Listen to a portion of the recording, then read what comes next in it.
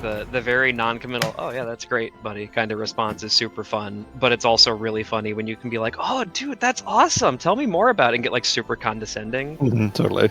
Either way, you're an asshole, but it's fun. You did it just there. Mine is unfortunately reactive. It's not something I can proactively do to somebody, but it is my favorite way to offend somebody, which is somebody says something or makes a suggestion and I ignore it, and then somebody else says or suggests the same thing, and I like trip over myself to acknowledge them making that suggestion or saying that joke or whatever. Man, you love mansplaining. Absolutely the worst thing anyone could do to another No, human being. it is actually the meanest fucking thing I've ever heard you like say that you take pleasure in, Peck. What the fuck is wrong with you? I'm a bad person. Who hurt you? No, the best thing to do is to wait for somebody to ask you a question, or ask someone else a question, right? So the target, right? You ask them a question, and then as they're answering, interrupt them and change the subject. Oh my god! Actually, I think the best thing. That's rough. The best thing to do is to quickly like change the conversation, even though everyone's vibing. Hello, welcome to Wildfolk. You're all fucking sociopaths. Hello, welcome to Wildfolk. We're all terrible people, but also this is all in the realm of hypothetical. I don't think any of us actually drawing pressure from these things. Yeah, and for the record, we're sorry. Well. We are. We apologize. I speak for all of us. For the record, we're sorry. I speak for all of us. Only on the record, though. Off the record, I'm not fucking sorry for anything. Off the record, fuck all y'all and your feelings. Give us money. It goes to charity. That's true. When we left off, you guys were in the middle of a fight. Yeah, donate to Enterology. We don't see a fucking dime of it. That's so true. It all goes to Oxfam. In fact, we pay a little bit of taxes on it. Sort of. Actually, I don't think we do. I think it's fully tax exempt because it's all charity. Shouldn't you know that? I should. It's tax season. I need to do taxes soon. Don't talk about your your tax avoidance. Let's not talk about taxes. When we left off, you guys were in the middle of a combat. You guys had arrived finally at the library, buried within the sprawling mazes of nowhere. This giant building, clearly made for a giant-sized creature, that has little smaller doors at the bottom of its big doors for normal, medium, people-sized people to walk through. As you explored this place, led by Baby Boy, who seemed to treat the place as a familiar home, you discovered just a true Escher-like topsy-turvy collection of weird and exotic and esoteric things. There's lots of books, of course, but there's also lots of strange artifacts that you guys have stumbled across. And that's one of the reasons you're here. You guys have many reasons to be here, actually. Baby Boy was hoping to find the library and then learn a little bit more about it, but it seems that he's not home right now. Jane was hoping to find a ritual chamber where she can do her chronomancy ritual, go back in time and potentially save her son. And Fetch is here to retrieve an artifact called... I should have pulled up my note. There's something key for something for it. Hang on, wait. I think you'll find it's the Oratrice Mécanique d'Analyse Cardinal. That's very cool, but it is not what this is called. And I'm here because it's convenient. True. You're mostly here because And you know that helped. you're mostly here that because you know future Kaz was tangled up in all of this somehow. So it's mostly kind of a curiosity thing. And I help. And Branch helped too. Branch is here because you guys needed somebody who was good at religious rites to help with the ritual, and that's basically it. And Sketch didn't want to go, apparently. Well, Sketch couldn't go because Sketch needs to go in a different direction to get a different thing to help his mom out. Sketch is on a mission to retrieve Somnum, who can hopefully break your mom out of her weird, dreamlike dimensional entrapment when you get to the machine. And Fetch is here to retrieve the Librarian's Key Miller, which is an artifact that is exceptionally good for bypassing force fields and other arcane security devices like that. You're just going to borrow it for a little while so that you can take it to the Machina project and use it to break into the force-fielded core of the machine where your mother is being kept. So those are... I'm sorry, you don't speak for me. I'm going to borrow it. Do I need a library card first? Yes, you do. Actually, I have a whole list check prepared. Don't this- even worry about it. Do I check this artifact out? You're so How right. much are the late fees? I'm taking it and I'm keeping it forever. Amazing. That's You know, forever is kind of a weird concept in nowhere. You'll be back in time. In the blink of an eye, possibly, maybe. Who knows?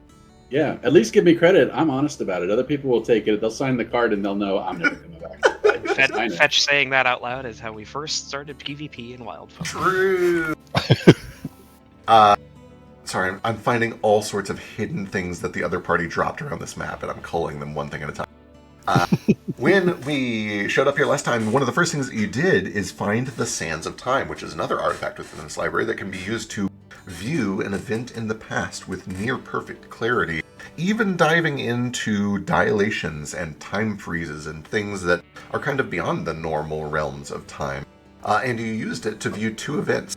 First, Baby Boy went back in time, as he planned to do all the way back in Session 1, to view the day that the librarian said, "I'm leaving, I'll be back, be good," because he was too sleepy to remember what the librarian said, and was able to confirm that the librarian essentially told him, "I need to go deal with a problem on one of these planets that is causing a ton of echoes to spawn." And you guys have had a little bit of conjecture about what that might be. Then the second event that you visited, the big one, was going back to the moment that the train boiler exploded at Outer Rock Station, where Jane's son, Donnie, was killed. And there you discovered that there was, it's essentially a chronomantic crossroads. There have been lots of other people returning to that moment. A future, much older Jane and Kaz and Rita returned and seemed to do a bunch of a magic ritual Yes, go ahead. Just while we're doing this recap, can you bring in the future Kaz, Jane, and Rita tokens? Yeah. Let me Thank pull you.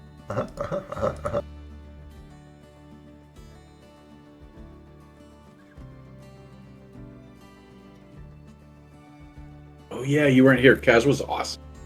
He was Yeah. the safest. I did watch the stream, but I couldn't like zoom in and get a good look at the tokens and stuff. So look at him; he's so great. He's pretty cool. He's pretty So great. fucking cool and pretty gray. Look at Jane's hat. Isn't that a neat hat? Such a cool hat. Hey, can you put out the token for La Chulache? Yeah, just real quick. just for Just- no just- reason, really. Yeah, just for no reason whatsoever. But... Just for no reason. Nah. Here's the Congratulations. Pretty Okay. similar. Maybe I don't know. Similar. I was reading a lot of her like feathery back cowl cape thing is like cunty hat feathers, and I don't think that's Are there any other kinds of hat feathers? well, no, but like her hat brim is more like tall and conical. Jane's is True. definitely more like Lady Dimitrescu, like wide and flat sort of thing. Yeah, but would that just happen to a hat if you wore it for like 60 years? Yeah, probably. I mean, it's also a magical hat, so it like you could probably like reshape it when you don't attune to things in this system. But whatever Everyone the equivalent knows- to that is. There's only enough cyan dye in the world to make one hat. What you guys are actually No, stumbling into is the secret that I only have about 8 pallets in my entire creative inventory. See, that's what I kind of I figured. was It about was to more. say, like, Feck only knows how to draw one hat. Bring up Like some random character with a hat that's going to look exactly the same as all the other. Like I'm not throwing shade on it. It's a great I won't. color scheme, but I was wondering if it was more just a coincidental thing like that, or if I'm just over analyzing everything. No, you're totally fine. It's the same thing that I've stumbled on with Cyrillin / Daybreak / Andalin, where it's all just white, crimson, and gold because it's like such a good palette, and why would I draw anything other than that palette? That's fair, but you made the color scheme of like the protagonists and the great like underdog heroes of one campaign into like the religious oppressor villains in another campaign. I sure did. How does that make you feel about your own color theory? Pretty bad. And Do you feel bad? To that end, I have very deliberately with Daybreak added a lot of tans lately to make it more down to earth and a little different. We're getting so sidetracked. I don't want to rule out that this is a Netchelache thing. I'm just pointing out that I only have so many palettes. Anyway, you guys watch as these three came back in a chronomantic event that also paused time, and essentially set up a ritual of sort. Jane created a wall of force to buy just a fraction of a second, milliseconds, of additional time before the blast ripped through the train station, which would hopefully be enough time for Rita's teleportation spell, these sigils that she had drawn on the ground, to go off underneath Donnie, presumably teleporting him somewhere, while Kaz set up this spindle of sequestering slumber, which Baby Boy has recognized as another artifact here in the library, which puts people into essentially a stasis. And you guys pieced together that the plan was to whisk Donnie away in stasis to somewhere so that he could potentially be found and retrieved later. The necessary convolution of this plan was sort of explained when future Jane went over to past Jane and slipped a letter into her suitcase, which sort of spelled out very clearly this idea that even if she comes back and saves Donnie, past Jane must still go on this journey to close the loop, or everything goes to hell. It would form too many paradoxes. It would essentially break the grandfather paradox if Jane didn't still go on this journey to learn to come here and save Donnie. However, after all of this was finished, they were whisked back off to somewhere. Important note that I don't want to overlook. They were wearing chronotride amulets, just like you guys are planning to do for your ritual, but theirs were encased in a strange black substance that you don't recognize. That was kind of writhing and oozing around like ferromagnetic fluid. You were not able to identify exactly what it did, but it certainly seems pertinent. Hard to say exactly what's going on there. It's just worth mentioning that they have something else going.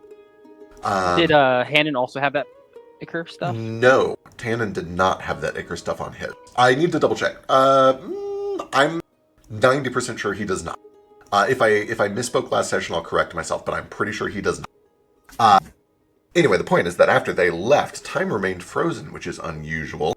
And the reason was revealed shortly afterwards when another person kind of emerged from hiding in this frozen flashback. An elderly Howard Tannen, who under his duster jacket is loaded head to toe, Doc Ock style, in just like arcana mechanical stuff. There are so many machines built into his body and kind of worn like accessories. And he came over and essentially undid everything that they did. He dispelled the wall of force. He scuffed out the teleportation. He moved the spin to the other side of the train so that it would be destroyed, but not interrupt the explosion over here. And last but not least, he shredded the letter in Jane's suitcase so that nothing would ever be revealed of that. You did a lot of conjecture, and I want to be very careful not to posit information that you didn't stumble into yourselves. But I believe the conclusion that you guys reached... there's one more thing he did. He kind of extracted something from his mind and put it into past Jane. And the conclusion you reached from that is that he was sending some of his own knowledge, the knowledge that he had accrued growing old, back with old Jane for some reason, maybe to be delivered to modern day Tannen. But you have not really pieced together anything beyond that yet. And then, believing his job to be complete, he said, it's a shame that he has to die, but we all have to make sacrifices. The war could have gone much differently if we had access to this technology soon. And then he resumed time by by touching his amulet, and the explosion went off, and he was vaporized instantly, leaving no trace that he was ever here. And then he returned to the library, having seen this vision, and Baby Boy kind of helped explain it and show Jane that memory. And then you decided... Double checking, you need to check that knowledge when Chambers brought in the new body. That is, okay, that is a reasonable conclusion. The idea being that he had, like, planted all of these thoughts inside of Jane so that it would be delivered to his past self and jump to him when Jane arrived at Tesseract seeking medical. When you got back to the library, you decided the next two steps of the plan were you still got to go find this key miller for fetch, and you need to find a functional ritual room. That way you can actually do this ritual and do whatever it is that you're going to do to stop this all from going awry. As part of that process, you also stumbled across a bunch of other Tesseract employees who were here trying to view the scene before you could so that you couldn't see it. And you beat them to the punch and are now beating them in combat. And that's where we're going to pick up is right in the middle of this combat that just started with an overwhelming amount of magical fear effects and mundane fear effects as well. They are all running in terror for one reason or another from you guys. And I am going to pull us over, and I need initiative from Kaz. Quick mechanics reminder. We all have, I forget what it's called, but we can all use a reaction to move whenever any of the rest of us move. Yes. And somebody has spell immunity to some poison spell. Don't remember the specific. Yes, that is... I think I put on branch. Synesthesia, I believe. Yeah, you gave somebody immunity to synesthesia, I think. Which one? Yeah, I used spell immunity on synesthesia. Oh, was it you, Fetch? I think so. Okay. Great. I might have given it to two people. Or maybe I think it was just one. Yeah, I think because I just watched this like yesterday. I'm pretty sure you upcast it and you gave it to branch and fetch. That sounds familiar. Wonderful. I don't know. Yeah, if that sounds right. me. I don't want Branch to have it. Too bad. And then we have a Can I hand just raise drag this onto from. Yeah, go and drag it onto yourself. Or actually, I guess it's more of a thing that Jane does. I think Jane just has to Yes, watch I to just see do what it. happens. Yeah. Uh, Do a counteract check. Perfect. I'm gonna And do then we have- something. I'm gonna do something stupid and risky and refresh Foundry because my hand raise thing. Wait, maybe it just. Oh, hey, there it goes. Yeah, Oh, we're good. Okay, cool. I don't have to refresh and be stuck here for probably 20 minutes. That's probably Yeah, great. that would take you a week and a half minimum. It has been so slow lately. Mm. We have a hand raise from Lush before we go on.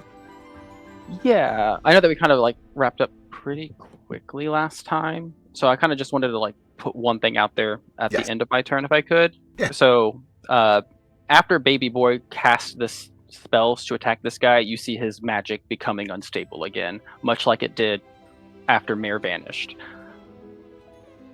Wonderful. Yeah, so you guys see like the area within like 20 feet of him starting to become a little unstable again. Just so you know that don't be near him. Good to know. That reminds me, Mare is still like gone. He's a or, rock. like, weird and inert. There's a rock. Yeah. Poor guy. What is a black hole but a rock? Definitely not a rock. Can you prove kind it? of a rock. Have you been inside a black hole? Do you know? I can't prove it, but I'm pretty sure it's not a rock. We It's can't rock. disprove that we're not. We can't disprove that we're in a black hole right now. I think we are. There are a lot of theories that say that we are. There's one theory and no one takes it serious. What do you mean there are a lot of theories? What are you saying to the people? I love to really use sci-fi as kind of the trappings of intellectualism without actually understanding any of it. I was about to say, it's a really generous use of the word theory. It's Rowland West's turn. He's fleeing. He spends his whole turn running away. I accidentally deleted fleeing. I shouldn't do that. I'd like to do that, but I cannot. Simply mustn't. Let's see. Forced to run on each of your actions trying to escape the sword of the fleeing. So what I didn't check is who is afraid of what. I believe. Gerbergoo is just afraid of everything and is running in random direction. I believe Rowland is afraid of Baby Boy specifically, as indicated Both by of the them fact that are, he's I frightened think. for. Okay, that makes sense. Okay. No, wait, no. I think Didn't Jane also So I have to fear? frightened somebody. She did with Rowland. I this have Bert. I spell. think. I don't remember if Rowland succeeded against my frighten that I did at the very, very beginning. I think you're right, because I remember Bert was doing this like door hopping thing specifically because you were between the doors. So I do think it's the effect is the same. He just flies north with all of his actions. Fly 30. Yeah, he crit failed against mine, so he's mega frightened and fleeing. What does he say as he's flying away at top speed, frightened? Oh, good question. Can you give me like a Falco Lombardi frightened voice clip for me? You got this? Oh shit! I'm in over my head feathers here. There you go. Things are getting too hot for this bird. Perfect. I didn't sign up to be no rotisserie chicken. I knew I could count on you. You just What have I'm that here in for, you. baby. He flies all the way up into this corner and then behind this bookshelf down on the ground. So he is not using an action to hide yet, but he does have basically full cover from everybody. He's still frightened 3. And I believe he stays fleeing the whole time. Really should have written any of this down. That brings us to Fetch. Oh, I don't know what I'm doing.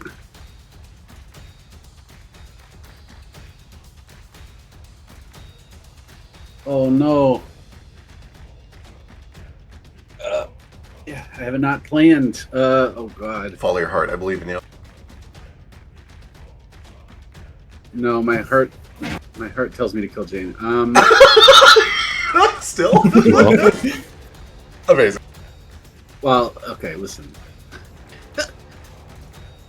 What's- We're gonna have to in the end of the listen. I will be vindicated at the end of this campaign. Okay, when we find out who the real big bad is. I can't wait. Gerber, we don't want to kill Gerbergoo is the problem. We want to save him. Yeah, no, yeah. I remember the plan being we recruit Gerber. It's on fucking site for Gerbergoo if I see that motherfucker. It's on site. Yeah, that is what I remember. Bert Gerber, he needs to be my minion. I need minions, guys. That's concerning. Okay, so Bert Gerber is within my range essentially. So I think I'll have Fetch pop over here and do him. I'm gonna do him real good. Amazing. I'm gonna do it. Okay, open character sheet. All right. Okay. Gradually remember what I'm capable of doing. I remember I threw my boomerang, but I missed, so I still have that.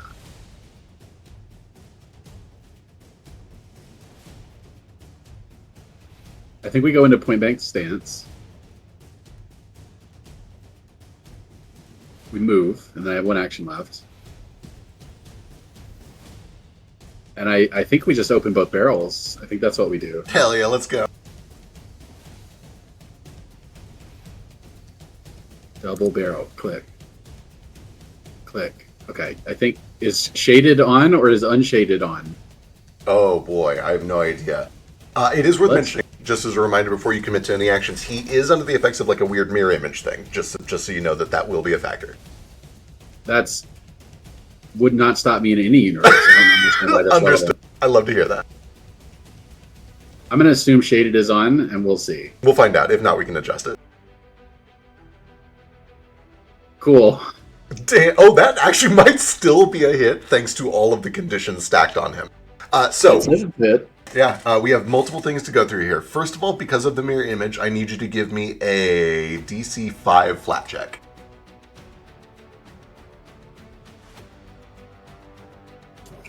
No, that's a D12. And you need a D20? Yeah. You're good. You are able to track down which one of these is the real Bert Gerber as he is screaming and hollering, running back and forth between these doors over and over. You fire your double barrel hand cannon basically point blank.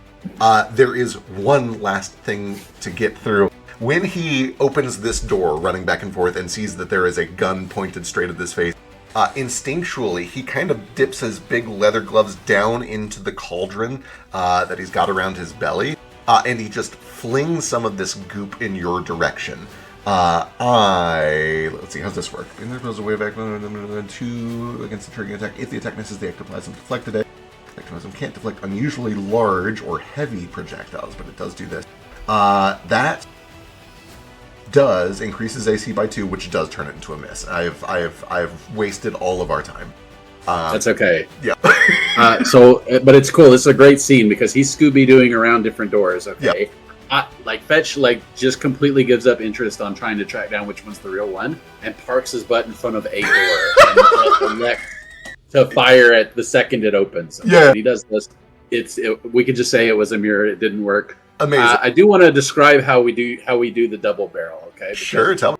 Fetch is not trained. Okay, and the double barrel. This thing's a hand cannon, and he's strong. He's a big boy, but he's not really used to recoil. So he's got one hand holding the grip completely upside down. The other hand's holding the hot barrel, and that's gonna hurt. And he pulls the trigger because he's got a little piece of string tied to the trigger, and he pulls it with his mouth. That's so dumb. I love it. You may say it's dumb, but I just blew a hole in the wall. Yeah, you sure did.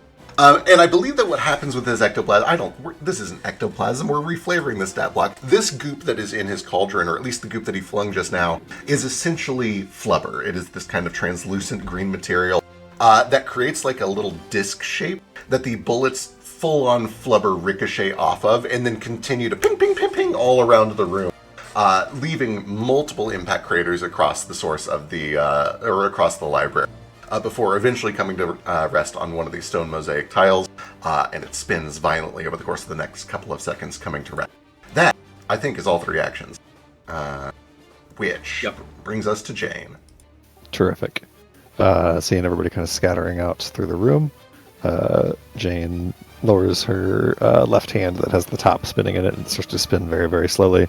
With her right hand, she reaches down to her holster and whips out Spitfire, pistol that Kaz made for her, and time slows down for her as she scans from the north side of the room to the south ever so slowly, moving from target to target. I'm going to use this feature of my top that I haven't used yet Excellent. to add 1d6 to each of these attack rolls Oh boy. and cast Blazing Bolt from my Spitfire. God, Jane has VATS. Keep the bats.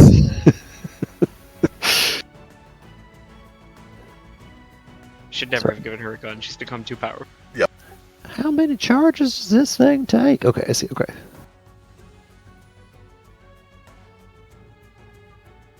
I'm sorry, but I imagine Jane actually saying that out loud. And it was very charming to imagine that like she has her very like kind of like tired but confident voice all the time, but anytime she's vaguely confused about something, she really just has become a confused Southern grandma. Now, how the hell does this 100%. thing work? Oh wait, no, that's not to the damage. It's to the. Okay, here we go. That's on the north guy.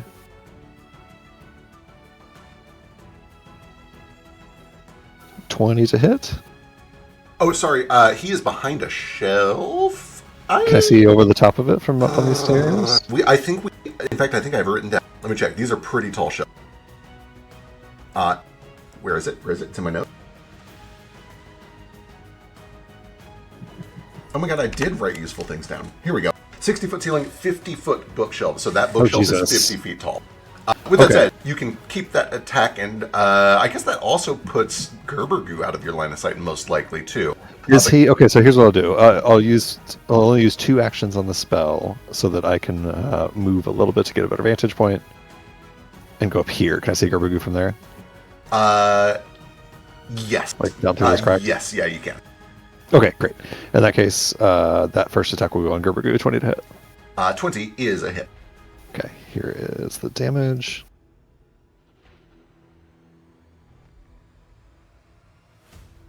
It's a damn good damage roll. Is that piercing fire? What is it? Fire damage. As the fire sinks in, you see that there is a flash and the smell of alcohol fills the chamber.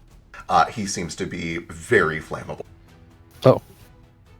Like as in he took extra... Okay, he took a little extra damage. Sure Love did. we'd love to hear it.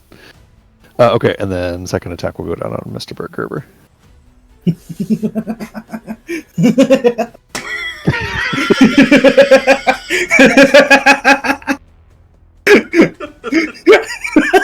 That is a hit. Does a 22 turn it into a crit by chance? It does not.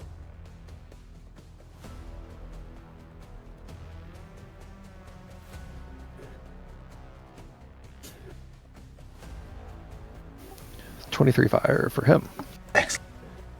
He's regular vulnerable to fire, As humans be. as they Okay, usually are. that's all my actions. All right, excellent. Fire begins to streak across the room, and that brings us over to Branch. You are 15 feet up this bookshelf, hidden from everybody currently. As Branch is climbing up this bookshelf, I would like to just grab a little artifact off it. Why not? Jesus Christ. Why not? Sure. Give me a thievery check.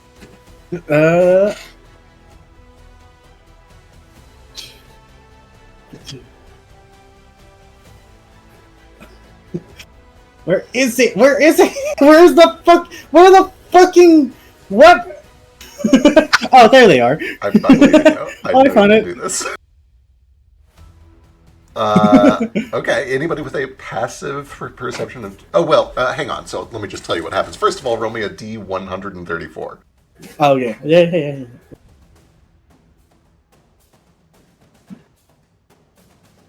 What the what? What did I do wrong this time?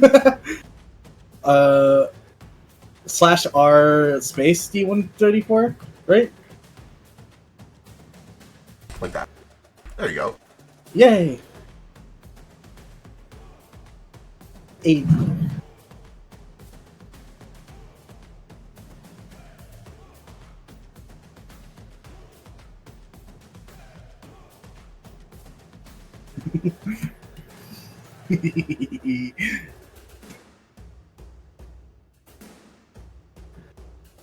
Okay. You find, as you were climbing up this bookshelf, that there is this kind of shiny, palm-sized object made of gold. It kind of looks like a bracelet at first glance, but then with a little bit of closer scrutiny, out of character, you might recognize it as in the shape of a Mobius strip. I don't know if Branch has any idea what a Mobius strip is in character. I'll leave that up to you. Nobody sees you take it with a 25. I believe that is plenty more than enough, especially in the heat of combat and with almost everybody out of your line of sight anyway. However, baby boy, you hear the alarm going off once again. Branch, you have 2 actions left. What would you like to do? Into the hand it goes. I guess I don't know if that needs an action, but he does put it in his hand, and just start hopping off this gosh dang bookshelf. All right, excellent. I do have feats to help with this. Let me post them. Perfect.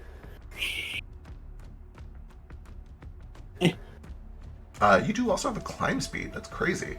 Wow. Your character sheet is showing a climb speed of 25 feet, so I think actually your swashbuckler might add to that gecko's grip thing.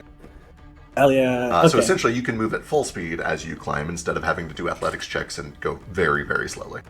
Yeah, and this guy too. Amazing. Perfect. Yeah. Do I get up this bookshelf, all the way up this bookshelf? With 25 feet, that would put you at 40. You can give me an athletics check to see if you crit succeed, because that would give you extra speed canonically. I say canonically, according to the rules as written. It's canon. It's canon. You are essentially, your head is right below the level. You've got about 5 feet left to go. You cannot quite see over the bookshelf. Damn. Can I see Roland from here? Certainly not, no. Even, I think if you were at the top of the bookshelf, he is down pressed against the edge of a 50-foot wall. Oh. You're going to have to, get around that to see it, I think. I thought he was flying. Okay. He was initially, but he had a ton of movement, and he's fleeing, so he's trying to get as far from you guys as he can. Last action, I guess, move to the top of the bookshelf and jump to these stairs that are up here. Okay, amazing. So the stairs are definitely within grabbing reach, and maybe even just full-on jumping reach. Give me an athletics check. Yeah. And I'm gonna bravado this, so I get panache from it. Yes.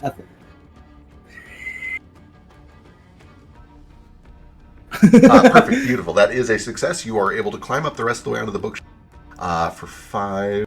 Do another 10, 15. And I got jump panache? Here. You do get panache. Okay, and then you have the remainder of your movement while you were on this bridge there. Mobile finisher on Gerber Goo. While he's panic fleeing, the branch comes up with the chain, does the fucking Assassin's Creed thing where you do an attack while you pull yourself onto a real ledge. quick. Do you have the actions for this? Because it was one. Yes, to mobile. Steal. Hold on, mobile finisher allows me to do a finisher while moving. Got it. Okay, yeah, amazing. Yeah, give me the attack. Okay. The penance chain is also on fire. I remember last time the fucking thing wasn't registering for some reason, but yeah. Perfect.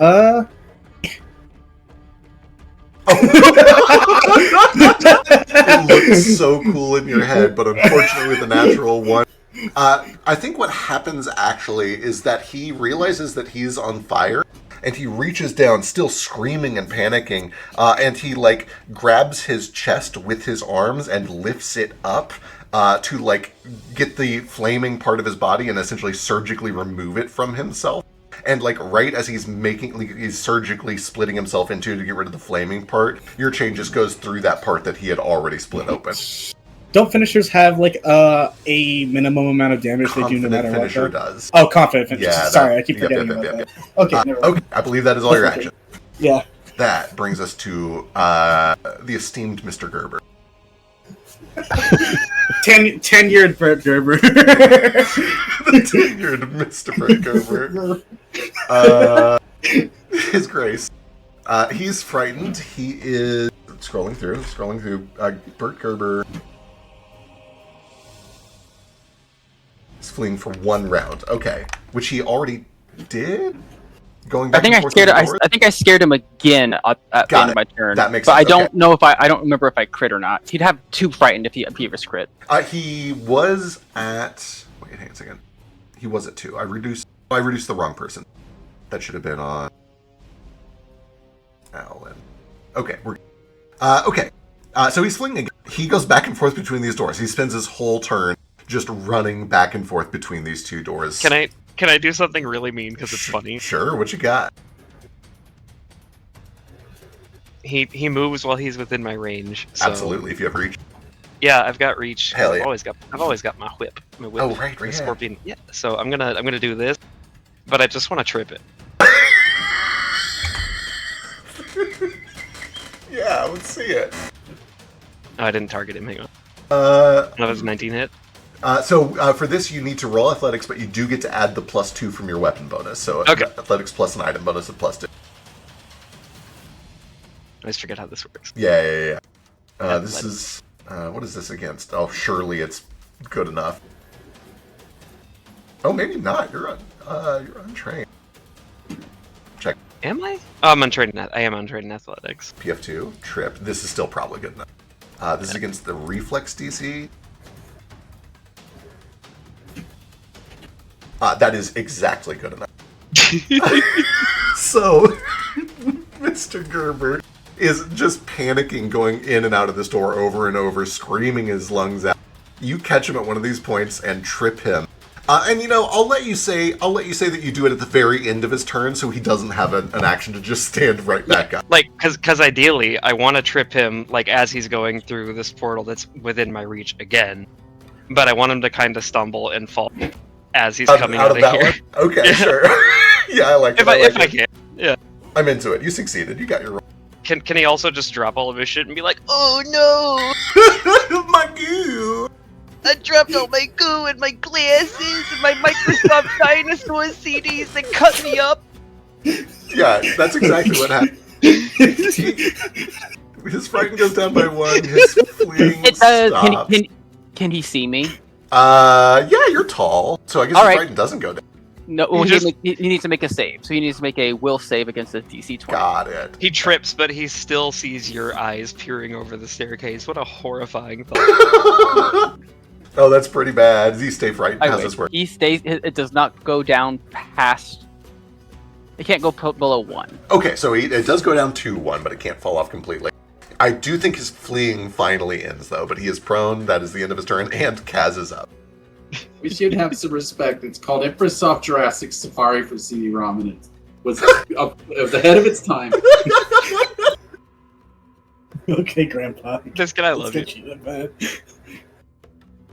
Okay, how do these portals work? Can I see through them, or? Okay, you were not here for this session. Yeah. Baby boy, I forget if you had time to explain these ahead of time, or if it was a thing where okay, got it. The only thing I did was tell Jane to go through this door. Yeah, So that was us. Baby boy has an intimate understanding of how these doors works and has momentarily explained to you that they are not straightforward, but it is too complicated to explain in the middle of combat. He can give direct instructions if he wants, but you don't know for sure anything except that Gerbergoo has been going back and forth between these two doors over and over. That's all I was really fishing for. I Yeah. kind of just want to seeing that happen and looking over at Baby Boy. I kind of point toward that door. I'm like, am I going to come out over there where he fell through? Aye. Oh, great. Thank you. Zoop. Yep, sure enough, you pop out right behind him. Real quick, I'm going to use a reaction when Kaz moves to move, and Okay. I'm going to go through the door that Baby Boy told me to go through. Okay, you pop out up here, yeah. Terrific. Love to see it. Got this feathered bastard. And as a reminder, anyone else can use their I'm reaction also to going to move use my too. reaction because I don't want to do friendly fire. Yep, yep. So I'm going to go 1, 2, 3. What? Fuck. Can I step on the stairs and then step off the stairs? Yeah, that's fine. So maybe 1, 2, 3, 4, Step on the 5. stairs. It's Step off the still stairs. gonna. Step on the stairs. Anyway, while you guys are figuring out, Kaz, you step through the door behind Gerber. Going up the sideways stairs. I want to get panache from this. In order to get panache from an action, there must be some sort of a check involved. Yeah, I know mine is deception. So because these doors are all super fucky, I kind of just want to step into a spot where he can, before I step in this door. Yeah. I would he can probably see me. From Oh yeah. Okay, I want to moonwalk through this. And then Okay. just appear right above him. Okay, so you're essentially doing a feint through a doorway. I like that. Yeah. Give me a deception check.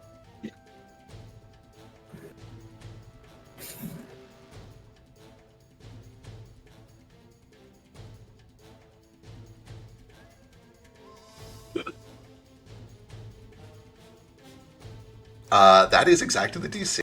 I think if you had a long way to go, I would throw a hissy fit about mixing a feint and a stride together. But you were essentially right next to the door anyway, so I'll let you have I mean, I could just make it a tumble through. Yeah, you also weren't here for the first round of combat, so we're good. So you're good. You got your panache.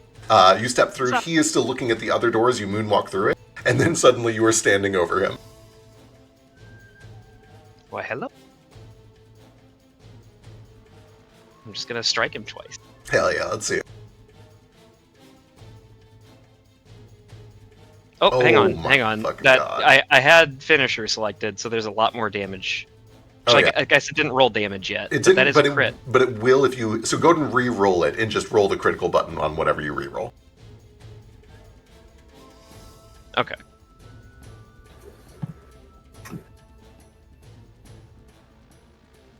Oh, just kidding. You're gonna roll another crit anyway. All right, let's see it. I kind of was gonna make the second attack a finisher, so I'll just hit the crit on both of them. Sure, go for it. I'm cool with it. That's fine. Oh my God. Oh boy. Absolutely, truly curve sobbing the Prime Minister Bert Gerber. Okay, so here we go. So first of all, I do have to be a dick. He has mirror images up. I need 2 flat D5 or DC5 checks. What do I roll? Just like Just D20? a regular D20. You need 5s on both of them. Oh no! Oh, no. At least the Hero first point it. attack. You can hero point it too if you want. Oh no! I'm going to do.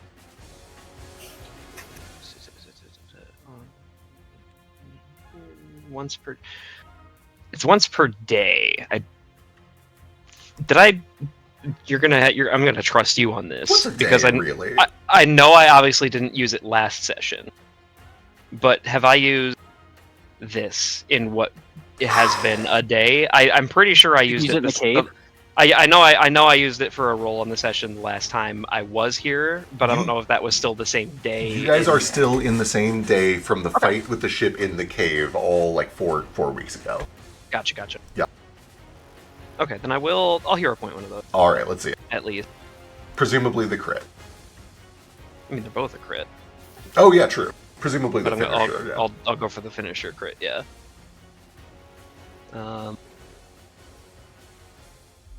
Which one was the finish? How can I see that? The first one, but also you can just roll another d20 if you feel like it.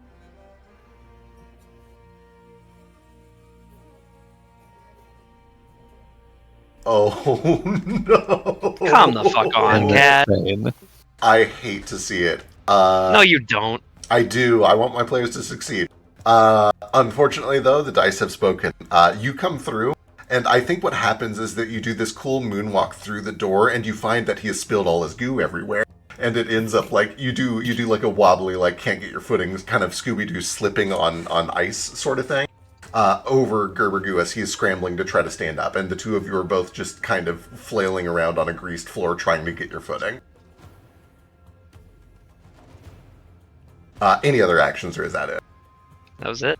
So sorry. One to move and the 2 attacks that just didn't do anything, even though they were both crits. I know, I'm so sorry. Let me read. No, you're not. I am. Let me go double check. I think the crits go through concealment like that. I'm pretty sure it works even on concealment. Was it a confident finisher? What kind of finisher was it? It was a competent finisher. You do Yeah, then it actually should've still get been. some of that damage. Eat my whole ass. Yeah, let's see it. What do you get on the confident? I don't know. Let me look it up. Amazing. Let's see. I'm going to post blur. The target's form appears blurred, becomes concealed. Target can't use that concealment to hide or sneak. Yeah, because I've only got confident and dual finisher, so I wouldn't use dual. There's only one target. I have so many goddamn finishers. That's why we call you the finisher. I'm a finisher. I can finish. We do now. Amazing. Okay, confident finisher. Where is it? you still deal half of your sneak attack damage, even on a miss. So go ahead and roll it. It is still doubled because it's a crit, and then we cut it in half. And then What's we take my off sneak attack? your precise strike damage. If you go and roll the crit damage, or wait, here we go. It's already rolled. So let's see. 2 times 3d8 plus 6 plus 4. Most of that is your precise strike.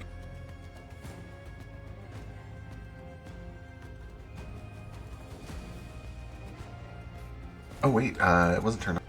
Checking. Here we go. Part of finished with the additional is 2d6. Additional goes up to 13. You were level 12, so you need to roll 4d6 times 2 cut in half. So essentially 46 damage is how much you'll do.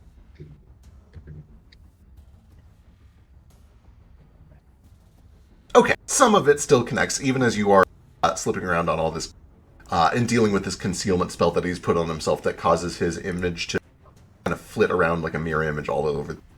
You are still able to catch some blood, and you hear he howls out in pain as the blade sinks in. That brings us to Gerbergu, who's fleeing for a minute from this potion inside himself. One is north, we go clockwise. Hold up real quick. Yep.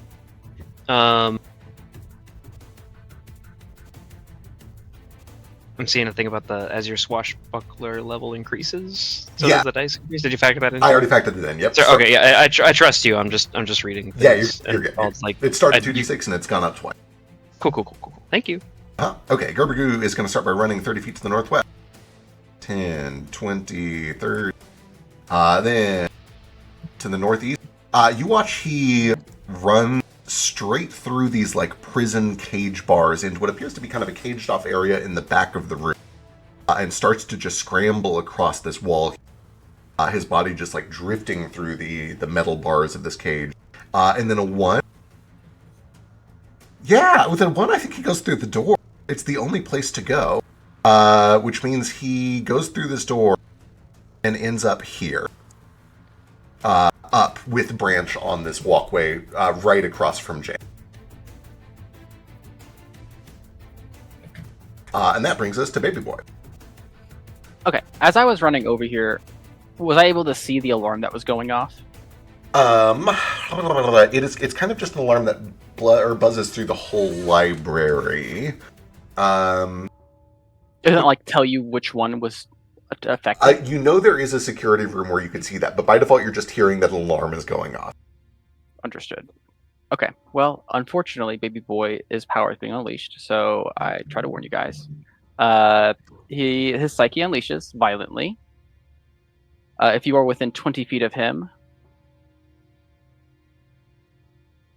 I think it's just I need Kaz? you. Oops. Kaz and Gerber. And Gerber, true. Yeah, I tried to move out of the way when Fetch ran up next to me, but yeah. All right, let's see. Real quick, Yeah. if you don't, it's a retroactive thing. He did warn me about it. I was just not paying attention because I was excited because I didn't play last. Where could I be like? You can be here, but that is still within 20 feet. You'd have to be 1, 2, 3. I think you'd have to be like here. Whatever. I signed up for this. Yeah. All right. So you and Gerber need to make basic reflex save.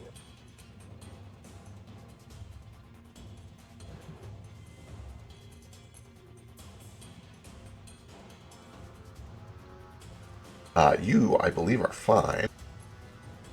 What is your DC, Baby Boy? More than 15. Yeah. Also, does he have like any negatives because he's on the ground? I was just checking. It doesn't look like Off Guard does it or Prone does it. Really? Okay. Yeah, kind of strange. My DC is like 19, so he fails. Okay, Kaz succeeds and takes half. He fails and takes all.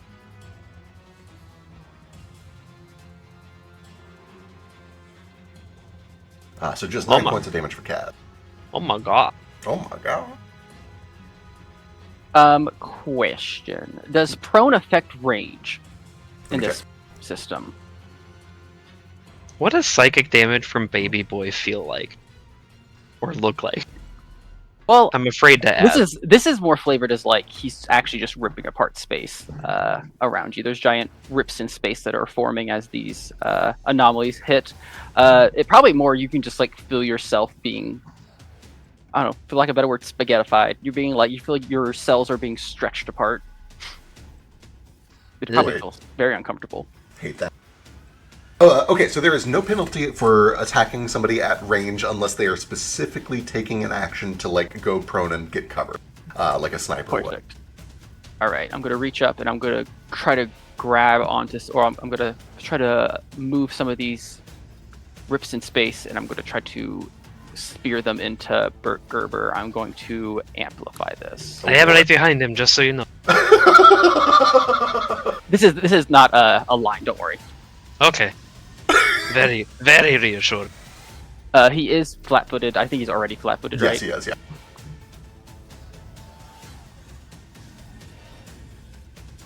That is a hit. That's a Oh my lot God. of dice. Jesus. 32 points of piercing damage sinks in. You see that some of the goo starts to turn red as he starts howling and blubbering. Yeah, Baby Boy is laughing maniacally this entire time as his powers do their thing. They sure do. Anything else? Violent Unleash is a free action. I think you have one more. Violent right? Unleash stuns me one, so I lose one of Got my it. actions this turn. Got it, Yep. got it. Okay, So that's all mine. that brings us back to the top of the round. Rowling. Still fleeing. Can now see... I keep accidentally taking it. Can now see Jane, and I think is going to try to run to the east through that door. Now I thought I'd outrun all of them, but these bookcases. Oh God damn it! There she is, right over there. Sorry, I know I talked about it in text. I did give him the Foghorn Leghorn voice. Perfect. I think it was a good choice. Yeah, I agree. He opens this door and slips through it and appears in this clusterfuck. He comes out the same door that Kaz just came out of. Oh, son of a bitch! Not as that kind of as him moving in my range. Yeah, absolutely. He's Excellent. also frightened 3. His AC is fucking nothing right now.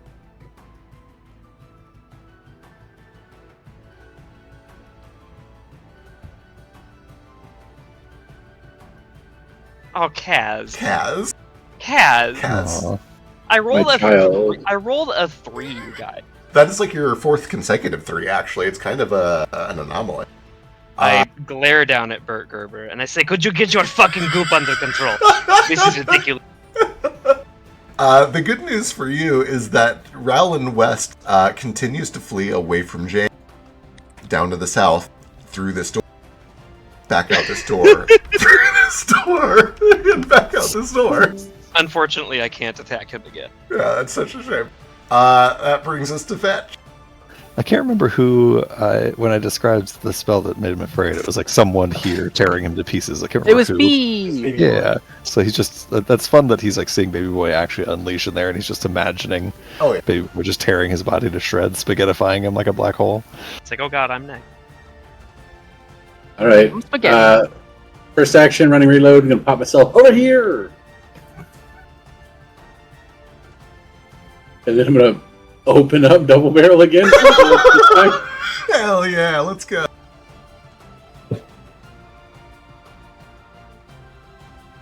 Wait, do I have target? Yeah, targeted. I can probably roll more than the 3 this time. There All we right, go. That's what we're talking. that is theoretically a crit. You do have to get through the mirror image, so give me a flat d20. If you do it, I'm happy for you, but I'm also going to be mad. He did get through. And this time when he uses his I reaction only have thing, to roll a 5. just a 5, yeah. Yep. I'll be right back. Good luck, I believe in you. He tries to do the flubber trick, but that is not enough to bring this down, even off of a crit. It is still a crit after the flubber. Roll some damage. This is double barrel, so it's gonna be big. Yeah. Gonna be big. There's a lot of numbers. That... That's a lot of numbers. Okay. He's not dead, but he certainly. You watch as this like snow white beard had already been kind of curling up at the edges, where it seems like sulfur had gotten on it, and it's starting to smell real bad, and bits of it are charred, and you can see bits are starting to like go up in flames. And then there is just a big blast straight through center mass, and a big chunk of it goes red. His glasses break. He is barely holding on.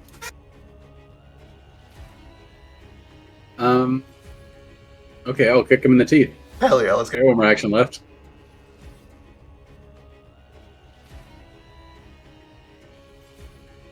That. Hero point that. I will, actually. Are you actually okay? Yeah. Let's see it.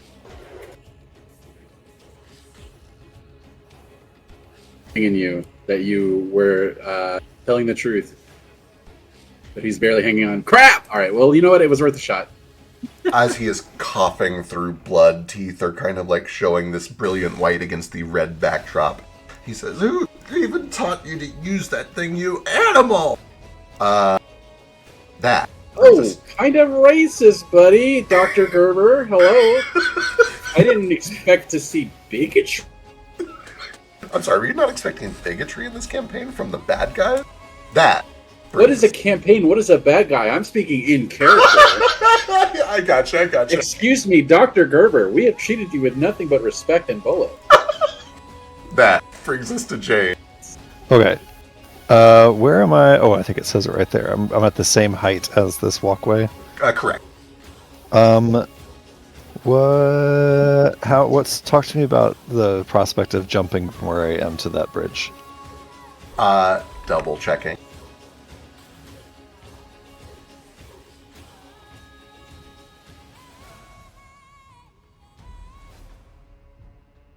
That cannot be. Oh, that's a spell. I was going to say, there's no way the default jump distance is 30. Everyone can jump 30 feet. Here we go. Climb, grapple, long jump. In the direction you're striding. If you didn't stride at least 10 feet, you'll automatically. Do you have 10 feet? Yeah, you could theoretically back up and then do a running start. No, I only have 2 feet. To the result. Equal to check result. Oh, I see. Essentially, you make an athletics check. It needs to be at least 15 or you just straight up fail. If you succeed, you jump that many feet. So if you roll an 18, you jump 18 feet. Okay. I don't love those odds because I would need to roll, even just getting a 15 is a high bar for me. Okay. I can tell these doors are a little fucky. Actually, I have the ability to do like an instant free action identify of magic, I believe. Let's see here. Fascinating.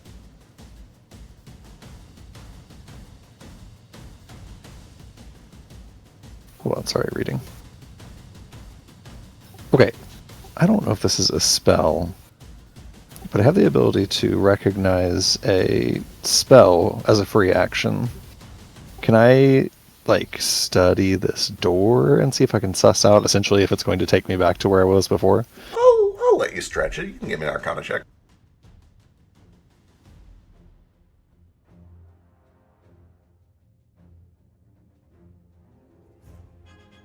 On a 25, when you just saw Gerber go in this door.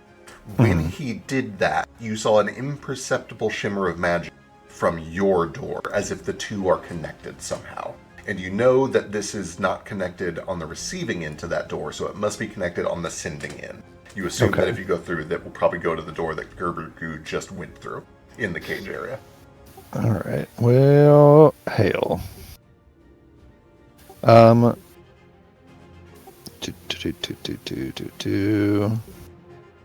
How far is it from where I am to this platform down here?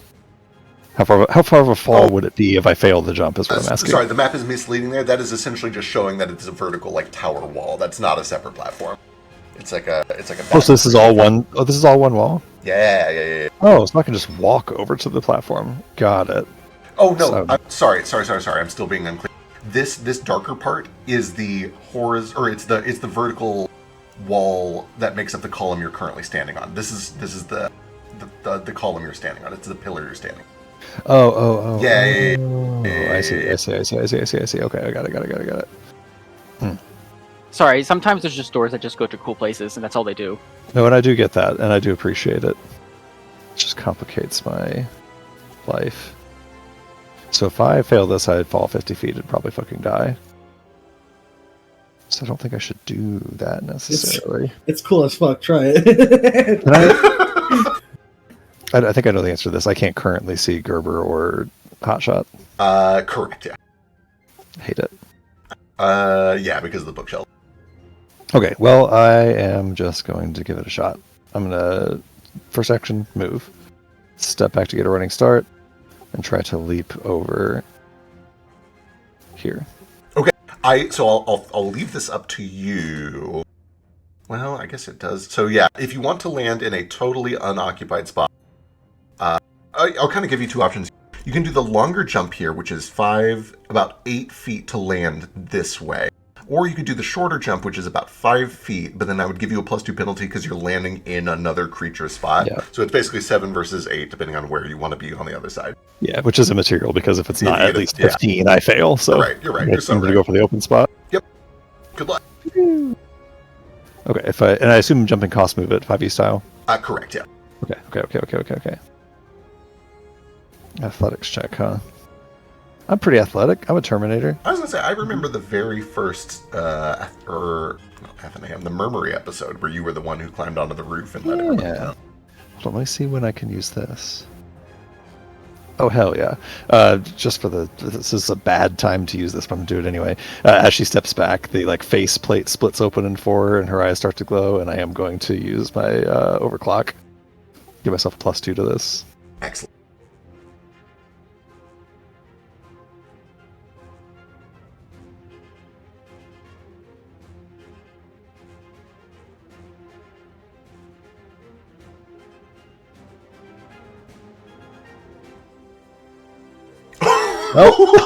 Oh. Let's go ahead Hero and use a point? hero point on that. That seems wise. You sure you want? Guys, this is supposed And to be that's an the easy end of fight. Bing's journey. I thought this fight was going to be a cakewalk, but everybody's rolling 1s through 3s There all day. we go. There we go. Everybody, Oh, see, that's hello. That's true. Fetch is killing it. Jane, always also, cool. with a little bit of luck, killing it. You're good. Okay, great. I think I got a little more movement to get over to, let's see, where was I there?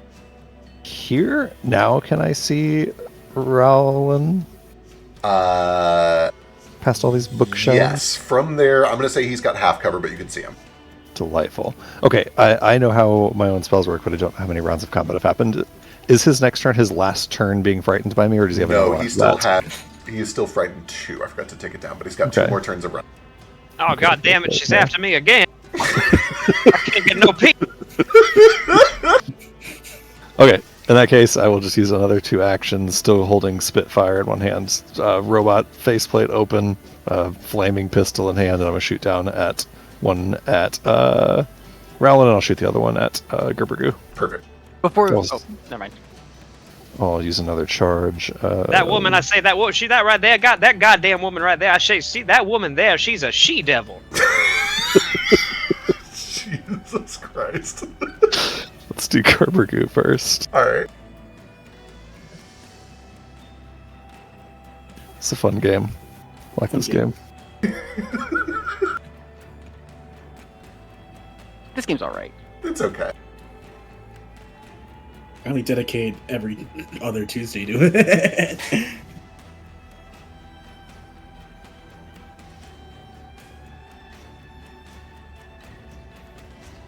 Guys, you do eventually have to roll good numbers. It does become 18 because of the top. Oh, true! That's a hit. Love to hear it.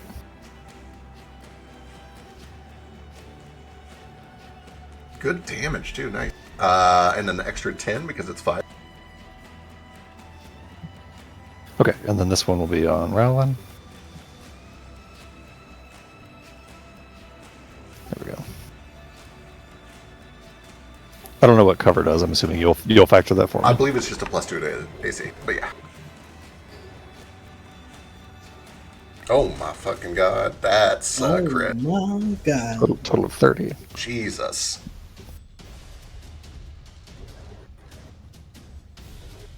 Do you double only dice in this game, or You the double everything.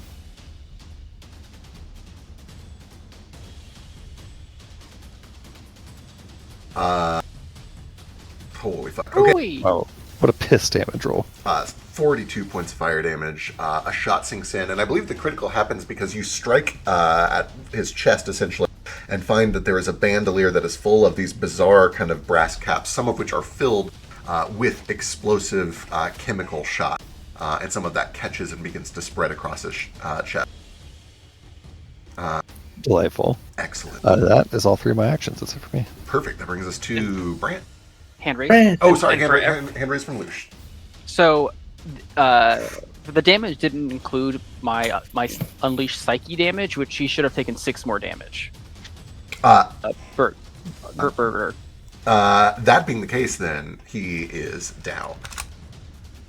Fetch, you have finished the job instead. Did you kill? Because I did specifically say I didn't know if you did. That is up to you. I did goad you. I'm going to leave it up to you, Fetch. Essentially, retroactively applying this damage, it does mean that when you kicked him in the teeth, you could kill him or knock him unconscious. It's up to you. So I disagree. I think it's not up to you. I think if you kick someone in the teeth, you can't kill someone for kicking them in the teeth. Not That's in fair. D&D. In real life, you can because you can kill someone because they sweat too much. Okay, that doesn't apply here. So it's non-lethal, but not by choice. Okay, understood.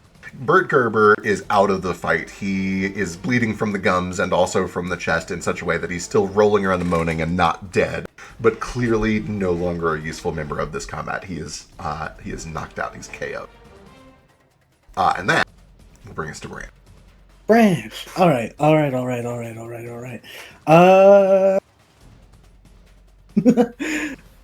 Let's. If I stand here, I can see Rollin West. I can see Rollin West from here, right? Yeah, and you're closer. I don't think there's any cover either. Copy. The fucking. Oh my god! You're all standing next to him. Just 3 dudes kicking the shit out of Bert.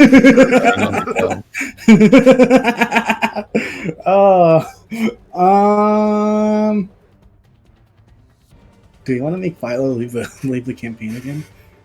I think we want to make Philo leave the campaign again. Sure. This is like a little spot of revenge, honestly. Why do you all sound so excited about it? From the top. Your From the backup top. characters. That's why. Branch is just gonna. Okay, I gotta make it very clear. Cackles is not my bad. if Kaz goes, he's taking Cackles with him.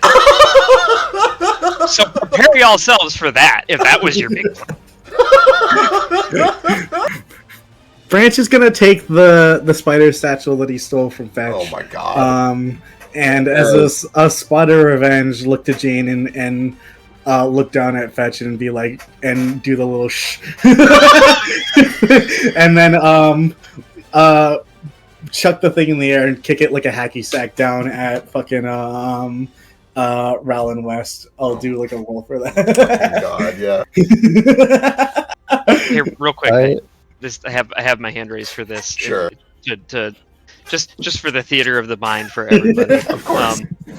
I imagine as Rowland West got his chest bandolier ignited, he started dancing around and trying to shake it off and flailing his arms and screaming something along the lines of, "My God, she's making into me a twice fried chicken and she ain't even fucking defending me first."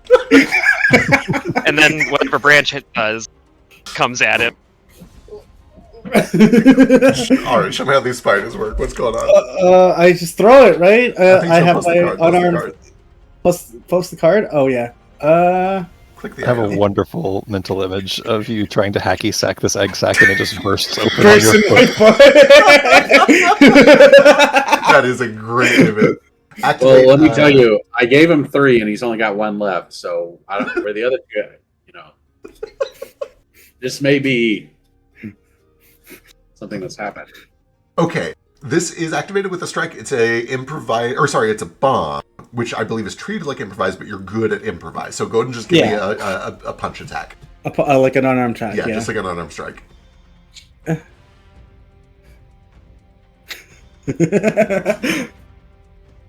Oh yeah!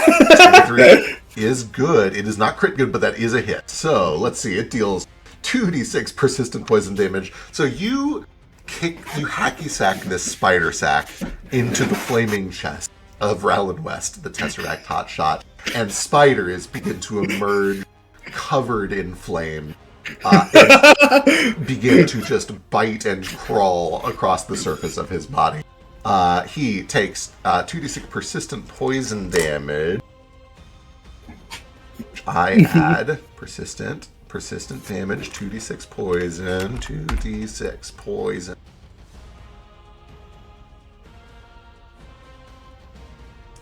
There are 2 points of poison splash damage, so Fett and Kaz each immediately take 2 points of poison. So does Rowland. He takes 2. Why are the spiders on fire? Oh my god! I believe I'm literally immune to spiders. No. Yeah, if you come over to Fetch and just like look it up with like cute jumping spider puppy eyes, like, "Oh, Daddy, we would never hurt you." I imagine they salute him with their pedipalps and then just converge on Kaz instead. And then Fetch looks at them back and pulls the giant pedipalps out of his own mouth. Then salutes them back. Really hate this. Also, why do you have those? I can partially shapeshift. Andy's fascinated by the spiders because they're the only thing he can think about right now as long as his persistent damage lasts. We have an urgent hand raise from Baby Boy, which I assume is very important. Let's see it. Does this splash damage also hit Bert Gerber? It does, thank you. So that does bump him down to dying 2. The spiders are eating him. Oh no! Or sorry, just dying 1 because he was just KO'd early. But he is in the process of being devoured by flaming spiders. That is 1 action from Branch. What else he got? Oh, I have to do more? Okay. I feel like it. Is Gerber who's still on fire? Gerbergoo is not taking persistent fire damage, but he is absolutely on fire. He's taking a lot of fire damage from Jane's various spells, yeah. Okay, just to help with that, after we saw how well the first item shenanigans went, I'm just going to pull out this, from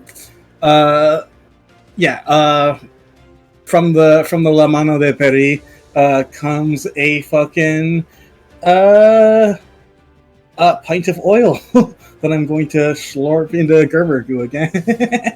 Amazing. To help with that persistent fire. Where's my little oil? Where's Branch's special? I saw it earlier. Where the fuck did it go?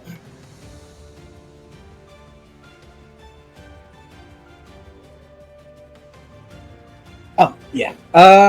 Yeah.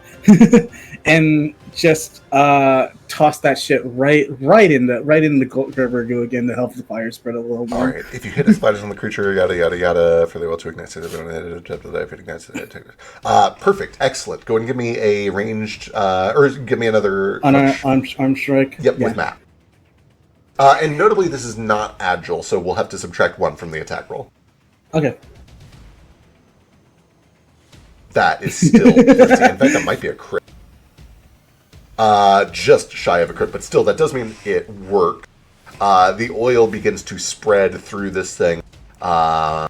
You can go ahead and give me a check right now to see if it ignites immediately with the leftover flames that are already there, and if not, it will ignite as soon as somebody hits with more fire damage. Just D20? Yep. Copy.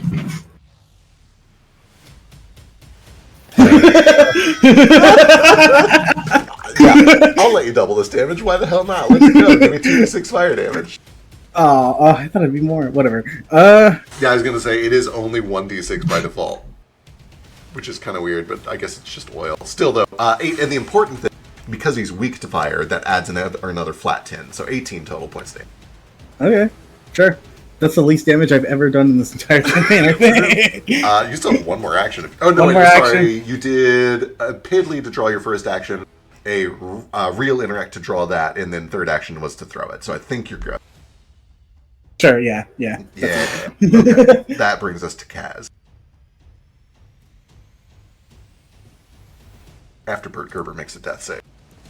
I'm so sorry. I was not paying attention to initiative at all. I was in the kitchen. You're good. I'm just gonna try my best to attack this Birdman. I'm not gonna describe anything in advance because the dice might say otherwise. True, you don't want to tempt fate. Yeah.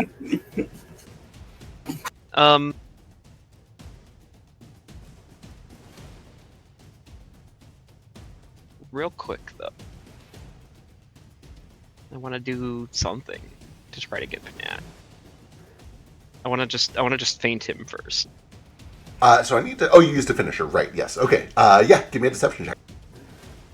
The DC here is 21. He has very good perception.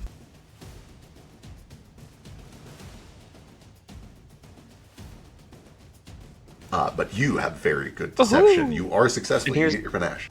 Here's the thing that I also get when I do a feint. Let me link it for you. Because everybody likes to read mid-combat, right? I love to read mid-combat. I That's do. why I play these games. I believe he's dazzled. Dazzled until the end of your... and he's flat-footed. Okay, amazing, perfect. You've got him thoroughly on the back foot. There's no way you could miss this attack. By God, I've never seen a cape so shiny. What'd you put in there? Mirrors or something, boy? And then I stab him. Hell yeah, let's see And it. then he stabs him. And then he stabs him after that. Yeah, he stabs him, I think. I'm gonna try to. I'm gonna try my very best. I just have to hit. That's all. Kaz, look me in the eyes, Kaz. All you gotta do is like not roll an 8 on a d20 plus 10. Can you do that? Hey, Kaz. That's a hit. Hey, oh look, That's you a 9. did it. Good job, bud. You did it. He's like, all right, we get one. I'm so proud. That is 21 points of slashing damage from the first attack. Double checking if he's taking any extra because of all these status conditions he's got, but I don't think so. Spiders. He's taking ongoing spider damage. Okay, yeah, you sink the blade in for 21 points of damage. He begins to howl out as he's now being eaten alive, burning, and being pierced through a lung.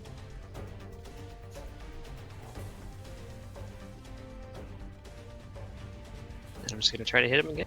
All right, let's see it. One more time with Matt. What a crybaby.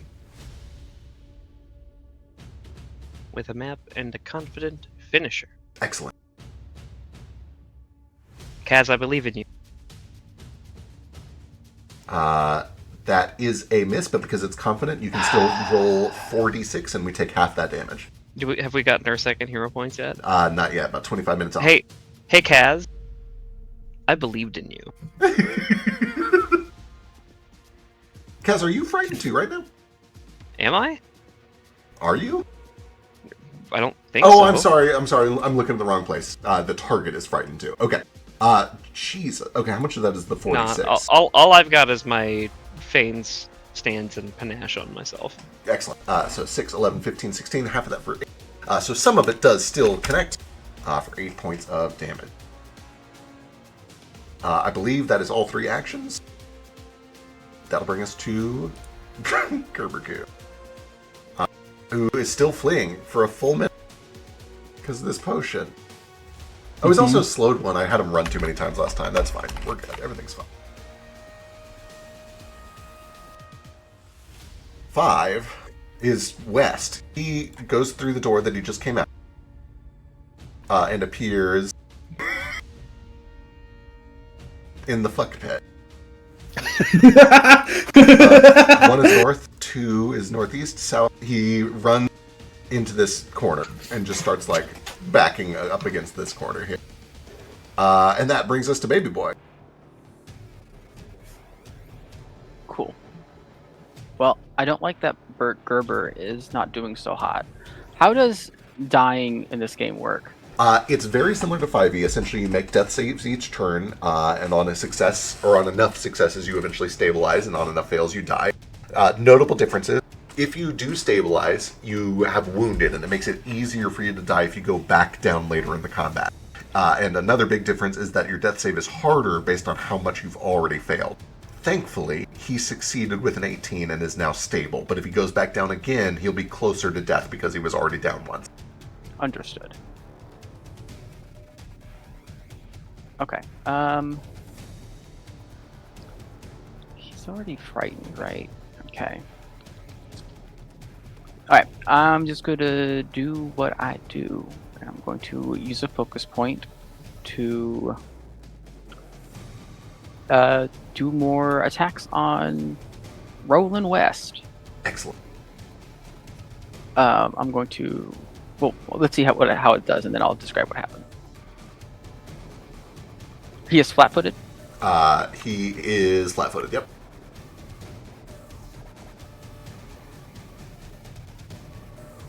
First one's a miss. I'll use a hero point, because I have them. Sure. Wait, I don't know why I pushed that button all over again. Damn. Hate to see it. Wow. Well, I guess I don't attack. I've been rolling real shit this entire world. Don't worry, it's not just you. It's everybody except for Fetch, it seems. Thank you. I'm trying to think what I have that's one action. I guess I can demoralize him, but I don't think that's gonna replace what he. How frightened is he right now? Frightened 2. You'd have to like crit to make that do anything, I think. I think yeah, but he's not afraid of me right now, so he can still go to below 1. Yeah. True. Yeah. If you attack it on, he wouldn't be able to drop below 1. I'll say about that. Will DC is 16. Sorry, didn't mean to click that. I can't believe Vision of Death is not a incapacitation effect. Why? I mean, it only incapacitates if they crit. Critical fail. success. He is frightened 2. He has to, and he must flee. Fuck. Oh my God! They're putting me in the defeatherer. They're cutting open my breastbone. They're making me 8 pieces. That's all you get out of me? Save the feet, Lord Child. Pickle me for oh! He starts running. Hell yeah, he sure does. It is his turn next, and he starts running, which I believe triggers from Kaz and Fetch, if you'd like. A quick mechanics question. Yeah. I have a spell that says the one that he's in is as long as he's frightened, he is fleeing. If he's under that spell and someone else frightens him, does he keep the fleeing from my spell? Absolutely. Fascinating. What a fascinating combo we have here. Yeah, truly. Look at that! Oh my fucking god. And this guy does not have mirror image. So that just hits. Roll some damage. I'm gonna roll some critical damage, actually. That is 44 points of damage as you catch him on the way out. Fetch, if you'd like, you can also take an opportunity attack. Obviously. Hell yeah, let's see it. That is also a critical hit. The two of you working together. How do you do it? Tell me. Can I take a free action? Well, I'll let Fetch describe it, but after how it goes down, I want to take a free action to high five him. Absolutely, you can do a free action to high five him. This is kind of important. Baby Boy has mentioned a couple times that he wants minions. What do you guys do? How you do? How do? Do you respect that, or you murk this guy? I mean, yeah, I think he did say it, and normally I would, like, Kaz would be like, oh yeah, anybody that we want to need, like, non-lethal, I'll go for that. But when Baby Boy says he wants them specifically for minions, I'm like, he falters a bit on that. So I imagine at first, since Kaz strikes first, as Foghorn, I don't remember his actual name, is trying to run away, I really do just, like, go for a sweep the leg cut with my sword, and I probably just cut off one of his like right off below the knee. So if he is still alive and becomes a minion, he's gonna need a peg leg at least. That is totally fair. Ooh. That's hilarious because my plan was to go for the hamstring with a thrown kukri. So, Oops, no legs. That's pretty fun. I mean, that's not necessarily going to kill you. Look, baby boy, if you want your minions, it's on you to save them and provide them prosthetics. I think, too, that because of the magic and the strange nature of this place and the fact that he is partially on fire, there is kind of a pop-pop noise as you each take off below the knee. He goes skidding to a halt, about 5 feet south out of the fight. And because this place is whimsical, he leaves behind 2 very large, fully cooked drumsticks. Bagar! I love that. You took my legs! And then he passes out. Yeah, sure. And then before anybody can do anything, before combat even ends, Cackles rushes in from off screen and fully devours one of them. Devours because it is like man sized, but he pounces on it. True. And you're gonna have to roll initiative to try to pry him off of it. There is still a Gerbergoo running frantically for the next minute in the corner. I'm going to leave this up to you guys. You have a full 7 rounds of Gerbergoo running around, unable to do anything but flee from the potion inside of his chest. If you'd like to fast forward through that, we can kind of do it cinematic style, and you guys can just tell me how you defeat Gerbergoo. Or we can play it out if you want. Immediately, I think Kaz would be like, it feels really mean to just like let him do this, right? He's running from himself. This is the worst kind of existential horror you can put on anybody. And I look directly at Jane. Like, really? In the exact moment that your head turns up to look at Jane, a flaming bolt flies right past you and fucking incineраtes Gerbergoo.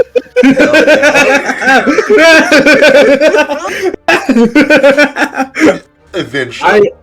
Wait, hang on. Let me offer Yeah, what do you got? Okay. So he's running in and out through the Scooby-Doo doors, okay? But what if we have finished everybody else in the combat? We can all focus. He's got, let's say, 4 doors. There's 4 of us. We each cover the door, and he opens the door, freaks out, opens the door, freaks out. He does it over and over again until he can no longer open the door out of fear and pooping himself, and so he is lost forever in the void. Yeah, that's what I thought would happen when I gave him the potion originally, that he'd run and get lost. That sounds even meaner. Yeah, I want that to be this fucker's hell. I know he's an ooze, but he still has probably some sort of I know he's an ooze, but he probably still has some sort of empathetic or sympathetic energy. Yeah, at he's least just an ooze. He feels fear. At least we know that. We can't just let him fizzle out into nothingness. Hey. Hang on. If we're doing the door thing, let me set up at mine, and you do. This is actually important, by the way. Yeah. My favorite part of this is that because Baby Boy has frightened him now at this point, the fear will go forever. So you can make this conversation as long as you want. If we're doing the door thing, I set up a raining knives snare at the door. It should be quick. What do you got, Branch? Can I hardlight make a copy of the Mobius strip that I stole and put it into Gerbergoo while he's running around, so that and try and guide him to getting lost in the void forever. So Baby Boy just thinks that this thing got stolen and is lost. I see what you're going for. I can see that Gerbergoo does not have it in him now. I was going to say, this is going to be some tough shit with Baby Boy already being able to see Gerbergoo. Because this is essentially kind of a PvP role, you can go ahead and roll a theory. You're fishing for a crit, and even on a crit, I'm not entirely sure that you're going to be able to fool Baby Boy, who can already see it. But we can play the dice out based on what happens. Let's see what the dice say and go from there. Can I suggest a secondary plan then? Sure. What do you got? Can I lead Gerbergoo into a fucking bookshelf and have something fall into him? Try and have that happen. Sure. That's also implausible, but I think it's funny. Yeah. I feel like this is probably an intimidation check, since you're trying to corral a frightened. I also have my little dance thing. Oh, true. Yeah, if you want to just do it physically, you can absolutely do it physically. That's what, acrobatics? Yeah. It's acrobatics. So what I'm going to do is acrobatics him.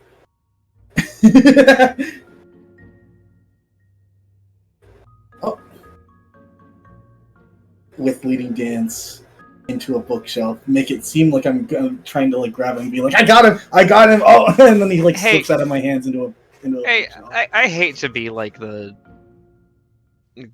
morality guy here. I know I wasn't here last session. Did we all unanimously decide to just bully this mindless ooze? No, it's just Branch who wants to do this.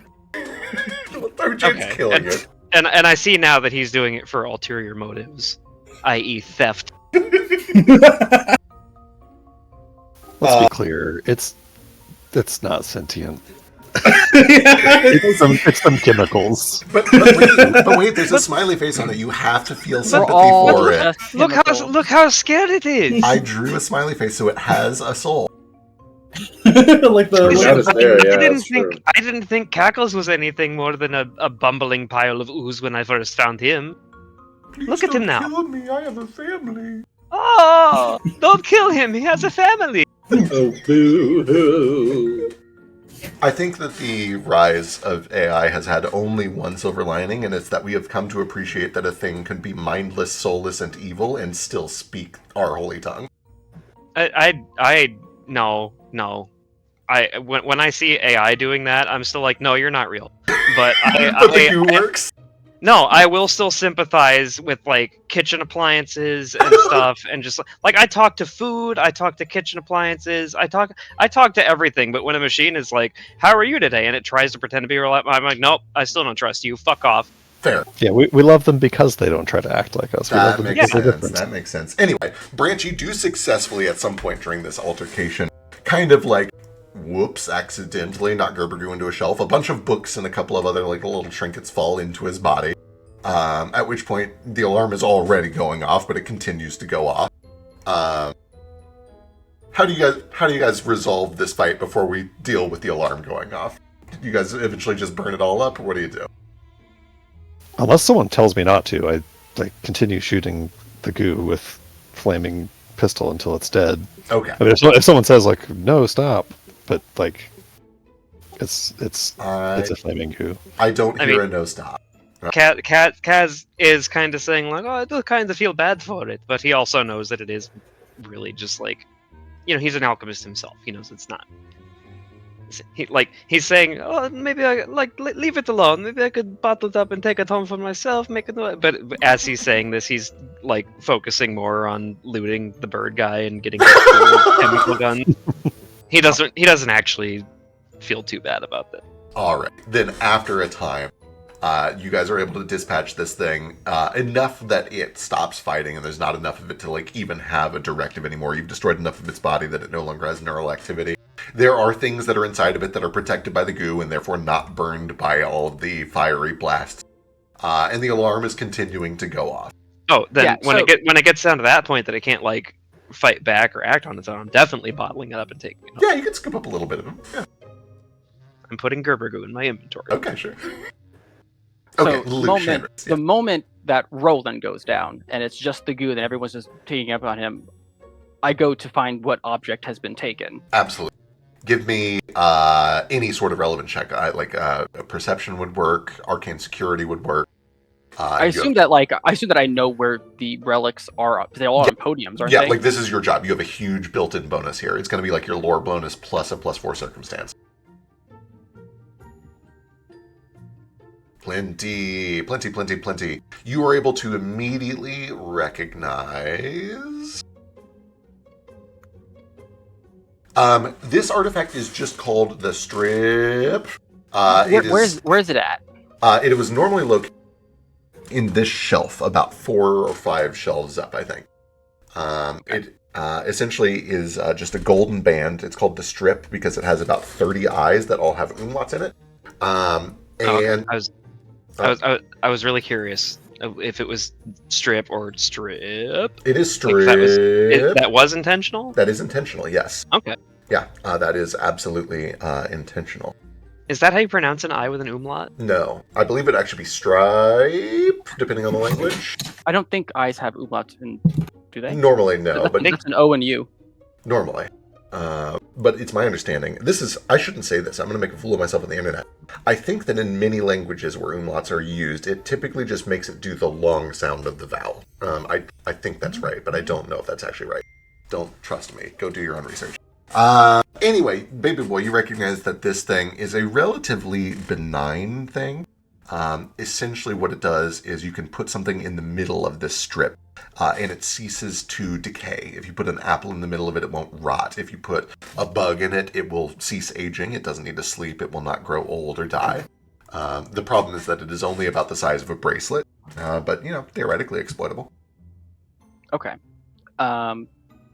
Baby boy is not stupid. He was standing here when this happened. The only person he couldn't see was Branch and the Birdman who flew all the way over here. Right. And also Branch just stole something 5 minutes ago. He did. So he goes straight up to Branch. Yeah. What is it? Oh. Yeah, I'll just give him it. And be like, I wanted to use it for combat. Didn't need to. Too easy. And I'll hand him a... Branch, why are you doing this to me? Because there were people in your library who wanted to get rid of them. No. You can't just pick about random object and use it if you don't even know what it does. Why are you doing this? I've done that hundreds of times already. It's worked out pretty well so Do you remember far. when I said don't touch anything?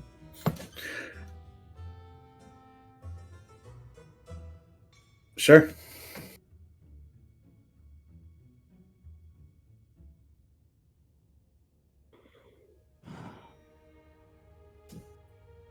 Please. I have been charged with protecting this place.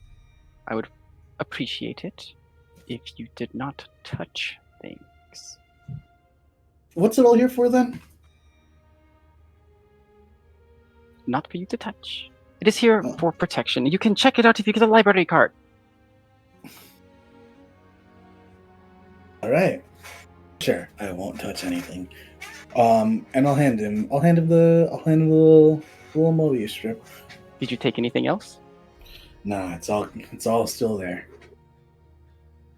Okay, I'll take the time to put that back and then put all the books and stuff back. Is anything missing? As you place the last thing back, the alarm does go off, indicating that everything is returned to its place. All right, then I will make sure that.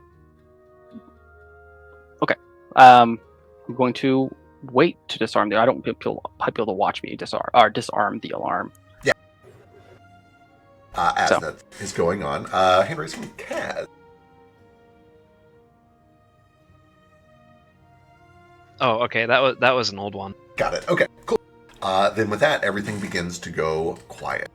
Okay, I will go back. That was another Foghorn Leghorn related bit that I already got done. I gotcha. And you nailed it. Yeah. Really. Can I do another thing? Yeah, what you So after that, I kind of do walk back up to Branch, and I just kind of sigh. I'm like, I'm sorry. I'm a little bit on edge just because things aren't how they were. If you would like to use an object, I can find one for you to use while you are here. Would that make you happy?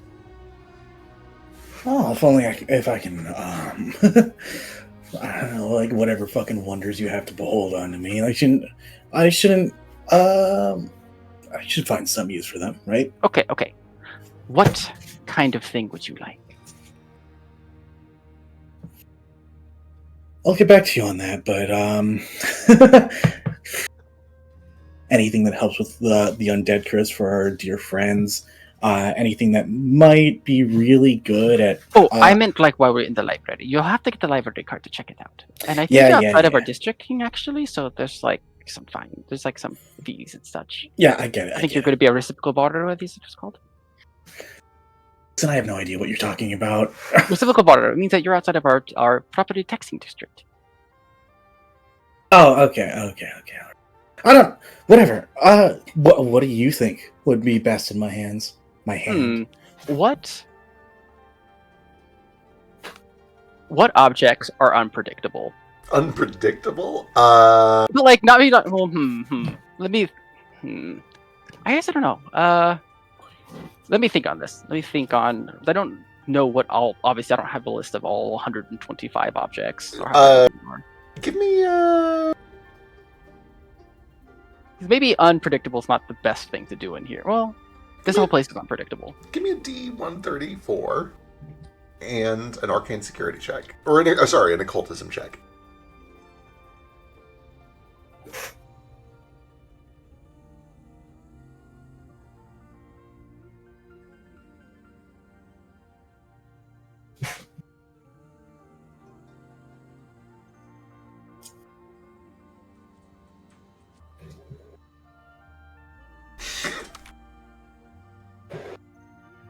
One thing that does come to mind, Branch doesn't have the ability to fly, which you do.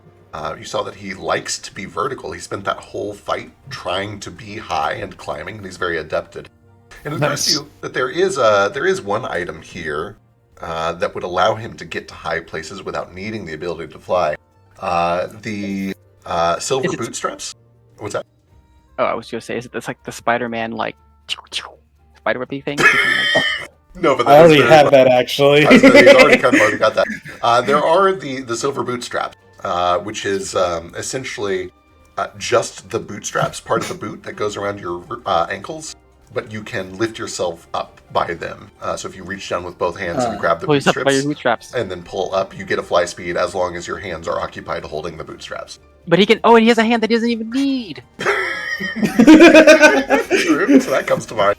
All right. I thought you were going to describe these like in Mario Wonder when you like stretch your legs out super long, like you pull your bootstraps up and they just elevate you like on giant stilt legs. That's fun. I do like that. I like that a whole lot. Yeah.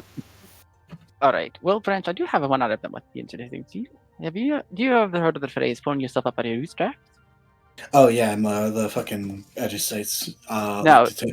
Oh yeah, these ones you literally do that, and then you go up. As long as you hold on to the bootstraps. Going down is a little bit tricky because you have to like pull yourself down by your bootstraps, and I think that's kind of paradoxical or something. Oh no! The moment you let go of either bootstrap, you fall. Well, how do you go down? You fall. Can you turn yourself upside down?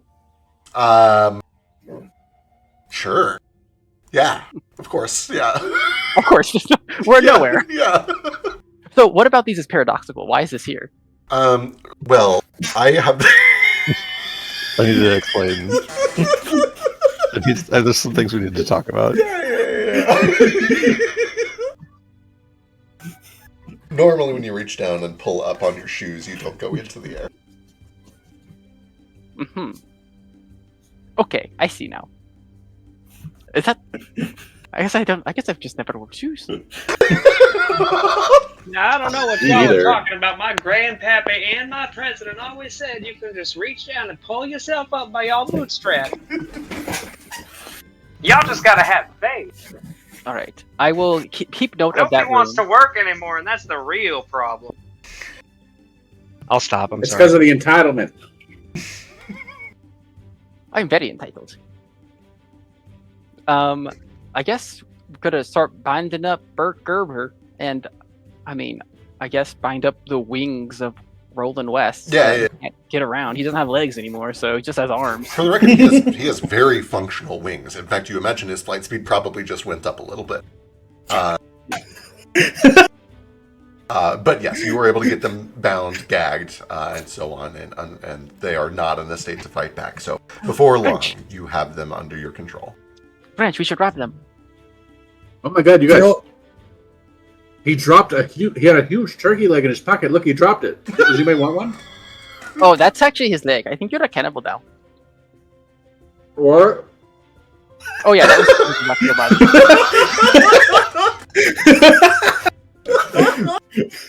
I love that is a line that Fetch won't cross. I just kind of assumed he was a cannibal. I'm not eating a cheetah. I'm eating a turkey.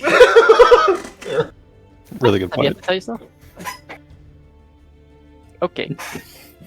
I guess we gotta find out what these people have on them. Yeah, you begin to ransack. Go ahead and give me Give me the perception- cum shot revolver. Yeah, give me perception checks to see if you find anything beyond the obvious. I'm gonna let our investigator maybe do that. Sure, fine. I can pat them down. Pat them harder. Pat them Do an harder. optical pat Perception? down. You have detect magic first, Assassin. we'll have it's magical. Can I give you a just like a nat 20 from Cackles, like root through all of their pockets like a truffle pig check? You can give me a perception check. He takes his he takes his time. He gets in every crevice. That's what he does. I see. He's a hyena. Yeah. We love that about him. We do love that about it. We all love cats. And Cackle. They're both hyenas, you know. Cackles is a bit more of a hyena than Kaz is. He is more sapient. Cackles is more sapient than Kaz. No, I meant Yeah. Kaz is more sapient. Cackles might be the most Actually, sapient of us Kaz all. is the familiar the whole time. Yeah, you might be onto something. Shh! Don't reveal my secret. What were all the batshit theories we were posing at each other? Cackles actually found Kaz in a bush. Just pooping in a bush, and he's like, "Get out of here!" He's like, "You're mine now." In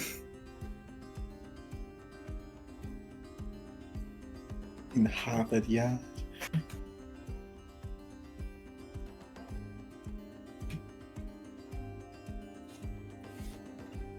Instead of giving you an investigation to see if there's additional loot, can I give you a crafting? I mean, this is probably something that I can do anyway, assuming the guns aren't like busted up. I want to do a crafting check to try to reverse engineer them. Yes, absolutely. Cool. But what? Wait, is there investigation and It's perception. Yeah. perception? Okay. Sorry, it's. I feel like it's been 2 months since I've played. Yeah, you're good. You're good. Do you I'm need also us to buy? compositing all the- Okay, well, if you need us to buy some time, I can buy some time. Yeah, buy some time while I put things Okay. together. As they're looking through, a book catches Baby Boy's eyes. Like, oh, Jane, this is such a good one. It's so funny. Oh, you can't read it, but like, it's so funny. Should look over what you're doing. She just probably points at a book of forbidden knowledge and then just like it's so funny. You wouldn't get it though.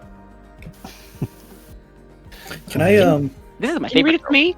Like a story time? Oh, you would. Well, if only if you want to become an echo. Oh. I open it and look and go, ha ha ha, you're right, this is so funny. And then close it again. It's upside down. Can I use the psychic link thing to talk to individual people? Which psychic link thing? The Oh, one that Jane has on us. that's up to Jane. Let me see what the spell says. Any or all. So yes, you can choose individually. Okay. Jane, in your head, you hear. Well, first you hear the Metal Gear Solid codec call sound effect, but then then when you pick up, you hear fucking. So what's the over under on trying to get any of these artifacts out of here? You got any ideas on that? If you wanted to help, you mentioned it yesterday that you'd be curious to do that. I don't know if you're remembering that conversation the way that it happened. It was 2 weeks ago in real life, but fine, refresh my memory then. Would you be curious to get any of these? Curious about them. Curious what they are. Curious to take a look. I think it's a terrible idea to take things from here, if that's what you're asking me. But why though? Get all this shit that's just locked up and not willing to get ready to use. It's the same as the fucking assholes in fucking Pie who the same as the what the fucking gods want out of us, to just sit there and not be able to use anything. She kind of pauses and sits down on the stairs here to catch her breath. I don't disagree necessarily that it's wasteful to keep valuable information locked up, but also, I mean, we don't know what any of this stuff is. It might be locked up for a good reason. I think you're talking about doing something that you don't really understand what you're talking about doing. Fine, maybe I don't, but for fuck's sake, why can't how maybe you spent like your entire life trying to get here to perform this ritual. Ain't it the same thing? Ain't like, if there's something here that could help any of us accomplish what the fuck we're trying to, won't it be a fucking like, shouldn't we shouldn't Baby Boy be bending himself over to hand it over? I think you might be overestimating how much say Baby Boy has in what happens here. He's a guard dog. If you want to talk to the person who owns all this stuff, it's not him. Yeah, I get you. It's probably some on the same vein as some god or whatever. Fine. And yes, I came here for a reason, but I spent years painstakingly figuring out what I needed from this place. I think just grabbing random artifacts off of shelves because they look interesting is maybe not a fair equivalency. Alright, fine. I have no idea what I'm fucking talking about. And I guess I'm still just a liability. No, I get it. I genuinely understand. Don't want to screw us over while don't want you to get screwed over while you're like right at the finish line, and taking shit off shelves and being associated with it is probably the best way to make Baby Boy kick us out before we even get to the ritual room. I'll calm down for a bit. She nods. She like physically nods, even though she's talking to you telepathically. Yeah, I'll nod back. Again? No. Okay. Yeah, that's about it. It's not the time that you guys finish searching all of these bodies. You search very thoroughly. You do find that there are a couple of hidden pockets, but they're largely empty. The only thing that they bothered to put into a hidden pocket was a couple scraps of paper that has that date and time on it that you guys have already visited using the sands of time. You don't find anything else that is super incriminating or anything terribly unusual. In the loot down there, I have dumped a whole bunch of stuff. A large quantity of it is alchemical. Kaz, you discovered that the two guns are, frankly, just revolvers. I say just revolvers like that's not fascinating technology. It is cutting-edge technology. But you, out of character, would recognize that they're essentially just revolvers. The fun bit is the elemental ammunition there, the fire and acid elemental ammunition. And then there is just a whole bunch of additional alchemical stuff there, mostly on Bert Gerber, that could be useful. You do also find that his cauldron is an extraction cauldron. It can, over the course of an hour, break down almost anything into its component parts. You could break a statue down into just raw marble or gold. You could break a book down into leather and paper and ink. You can essentially deconstruct something to its raw parts. Ooh. Back out of character. Yes. Extra dose of the Careless Delight if I agree to drink one immediately. No, that's the one I want. I will always take that deal. Fetch, you find one of these that I did not already put on the loot list, but you must drink it immediately. Oh. How do you feel? Hey. You feel good? Huh? Oh, this one's really well. That one was really good. It smells like rum. Why did you drink shit from their pockets without asking us what it was first? You're so right, Branch. That's what I like about you so much. I like everything about you, actually. Remember when I fired a gun and you were really passive aggressive about it, and now you're fucking waving that shit around like you own it? Yeah, I'm a big hypocrite. That was dumb. I never should have done it. I was so sorry. Oh, what do you think of me? You're really tall. I like a lot about. I think you. I can't wait until you have a seventh tail. Oh, what? I already have 9. That's what I said. What the fuck's happening? What's up with him? You see he's holding an empty vial in what is clearly some sort of a potion or possibly poison. I'll tell you the truth. Anything you ask me, I'll tell you the truth. Hey, Branch.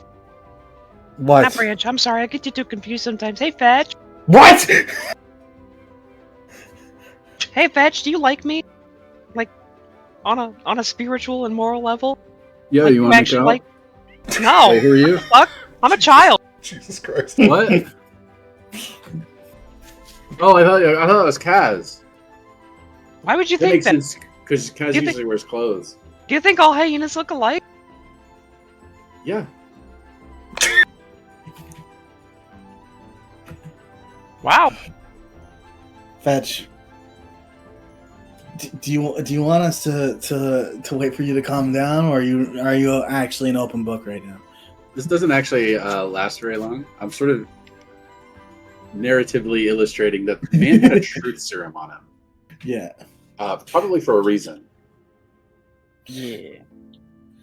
Not only a truth serum, but you also are able to identify that mnemonic acid, which is an acid that lets you dissolve a portion of a living creature's brain to extract memories from it. Oh. Terrible. Aside from the clues we can piece together by looking at the items, is there any like evidence on their persons of why they were here? Do they have, I don't know, a letter that says why they're here? So you guys did find secret pockets and very much did not find a special, manifesto explaining what they were here to do. The closest that you get is they were hiding little strips of paper that had the date and time that you were supposed to visit. Just the same as the lady out front did, the kobold out front did. That is the only hint that you can find as to why they were here. They don't have any additional information. Okay. Kaz, I'm gonna play this all out. Kaz picks up the guns. He looks immediately excited, and then dejected, and then curious at first because he expected the revolvers to be fixed with what are those things called? He has one. The things that let you like inject an alchemic. Thingy. Yeah. A weapon siphon or whatever. Right. Whatever those are called. He expected that, and then seeing that they're just normal revolvers, he kind of just like, oh, okay, and he just sets them aside. And then he sees the ammo that are like actual alchemical like creations in themselves, and he gets excited, and he immediately sets into like trying to figure out how to make those for himself. But then looking like as everyone else is kind of looting everything else and talking over like what do they have all this for? I'm like this mnemonic acid. Do you think maybe this was their backup plan if we made it to the window before they did and saw whatever they wanted to see in there, and they could get the memory for themselves? Jane nods. I imagine that's probably the case. I may be able to find out. I'm going to go over to Bert Gerber and cast Mind Probe on him. I'll just kind of kneel down next to him and place kind of a thumb on each of his temples. Still delirious, kind of covered in blood, recovering maybe, but it's still kind of the state where you're not sure if he would pull through the night without some medical attention. He looks up at you, and his mind fills with a terrified fury, a resilience and a resistance against mental probing. Do Kind I of have like- any way to... Half-heartedly swats your hand away. Get off me! Trying to see if I have a way to make that not be the case.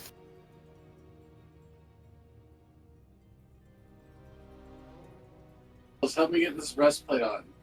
Is he still frightened? If this helps me with anything right now.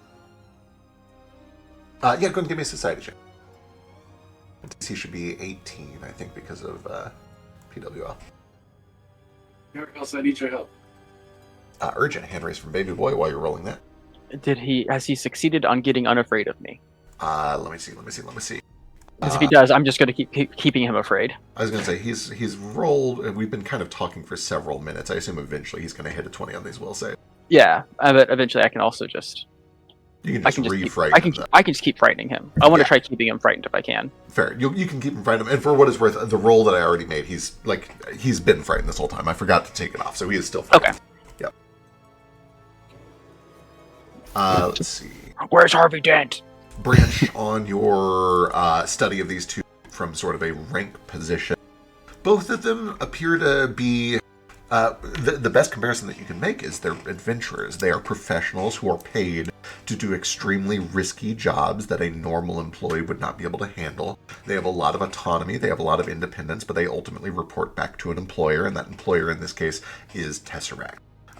It's a little bit of an unusual situation because they are not contractors, they are employees, but that really only means that they don't work for anybody else. It's less that they are constantly on the clock, and it's more that they have a very strict non-compete.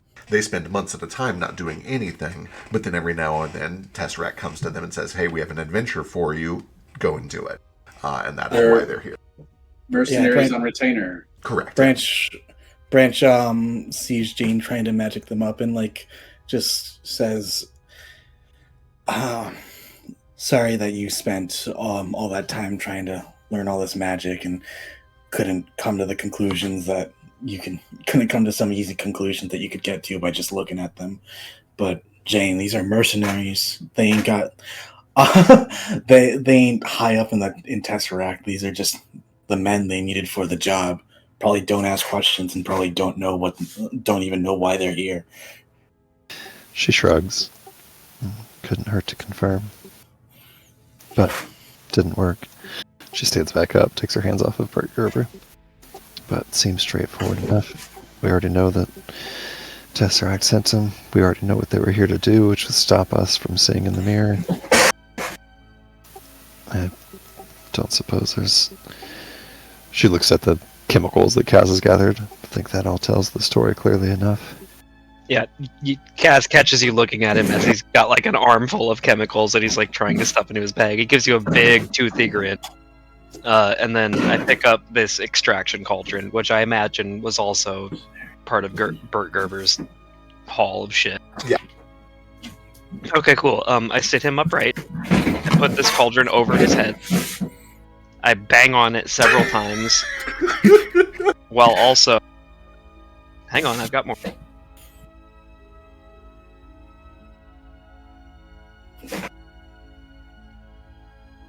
Where's my spells page? Here we go. I'm just gonna make my voice as cacophonous as I can inside this cauldron over his head as I'm also banging on it. And I'm just going to say, we appreciate your contribution to the liberation of a better world for people that don't suck ass! He is just like screaming inside of there. A little bit of the iron bowl thing, or the brass bowl thing going on where it comes through as like a weird howl. Yeah, he's having a very unpleasant time. Also, Sidra, I think we're getting open mic from it. We're getting a lot of noise. Oh, I'm sorry. You're good. He's kind of flailing around as best as he could, but he's still very heavily injured. Like, he can't really fight back against any of this. Cackles, hold him down. You just hear him kind of sobbing underneath. What do you want? I want you to be better! Okay. May I? Oh, yeah, you're probably more suited for that. I'm just gonna crouch in front I'm of a revolutionary, but I'm not good at talking to people. Or inspiring fear. Aside from through violence. And you're quite good at that. Oh, thank you. You're better at the mortal fear angle of it. Go. Oh, thanks. I love to watch it. Oh, thank you. I've been practicing for years. I love to watch it, but I am going to look away because it scares me too. Oh, stop. You're making me... And with that, he'll turn back to... I am take. Do you want the cauldron on or off? Because I do want the cauldron, but... Oh, take the cauldron off. Okay. If you think the echo would make you terrify him more, I can leave it on for a moment. But don't dent the cauldron. Oh, no, I don't need that to help me scary. Oh, I'm sure you don't. Probably better if he can see you, right?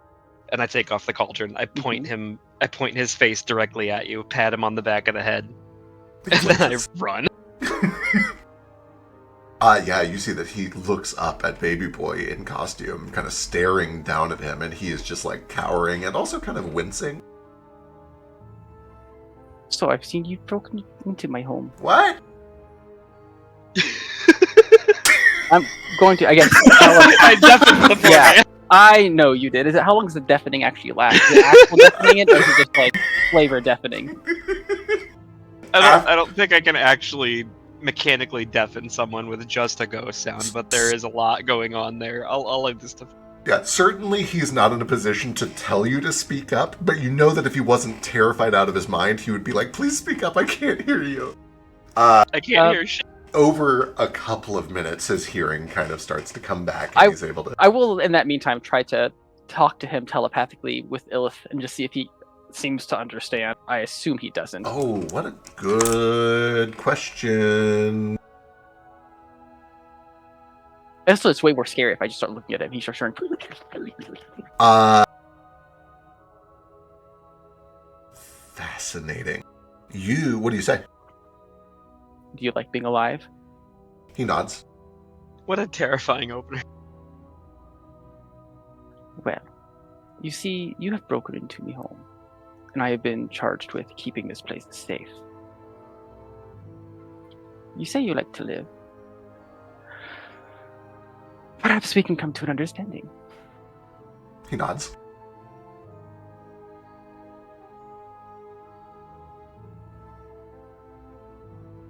It's just a job. Just a job. So your loyalties lie with what? Gold? Power? A living. A living.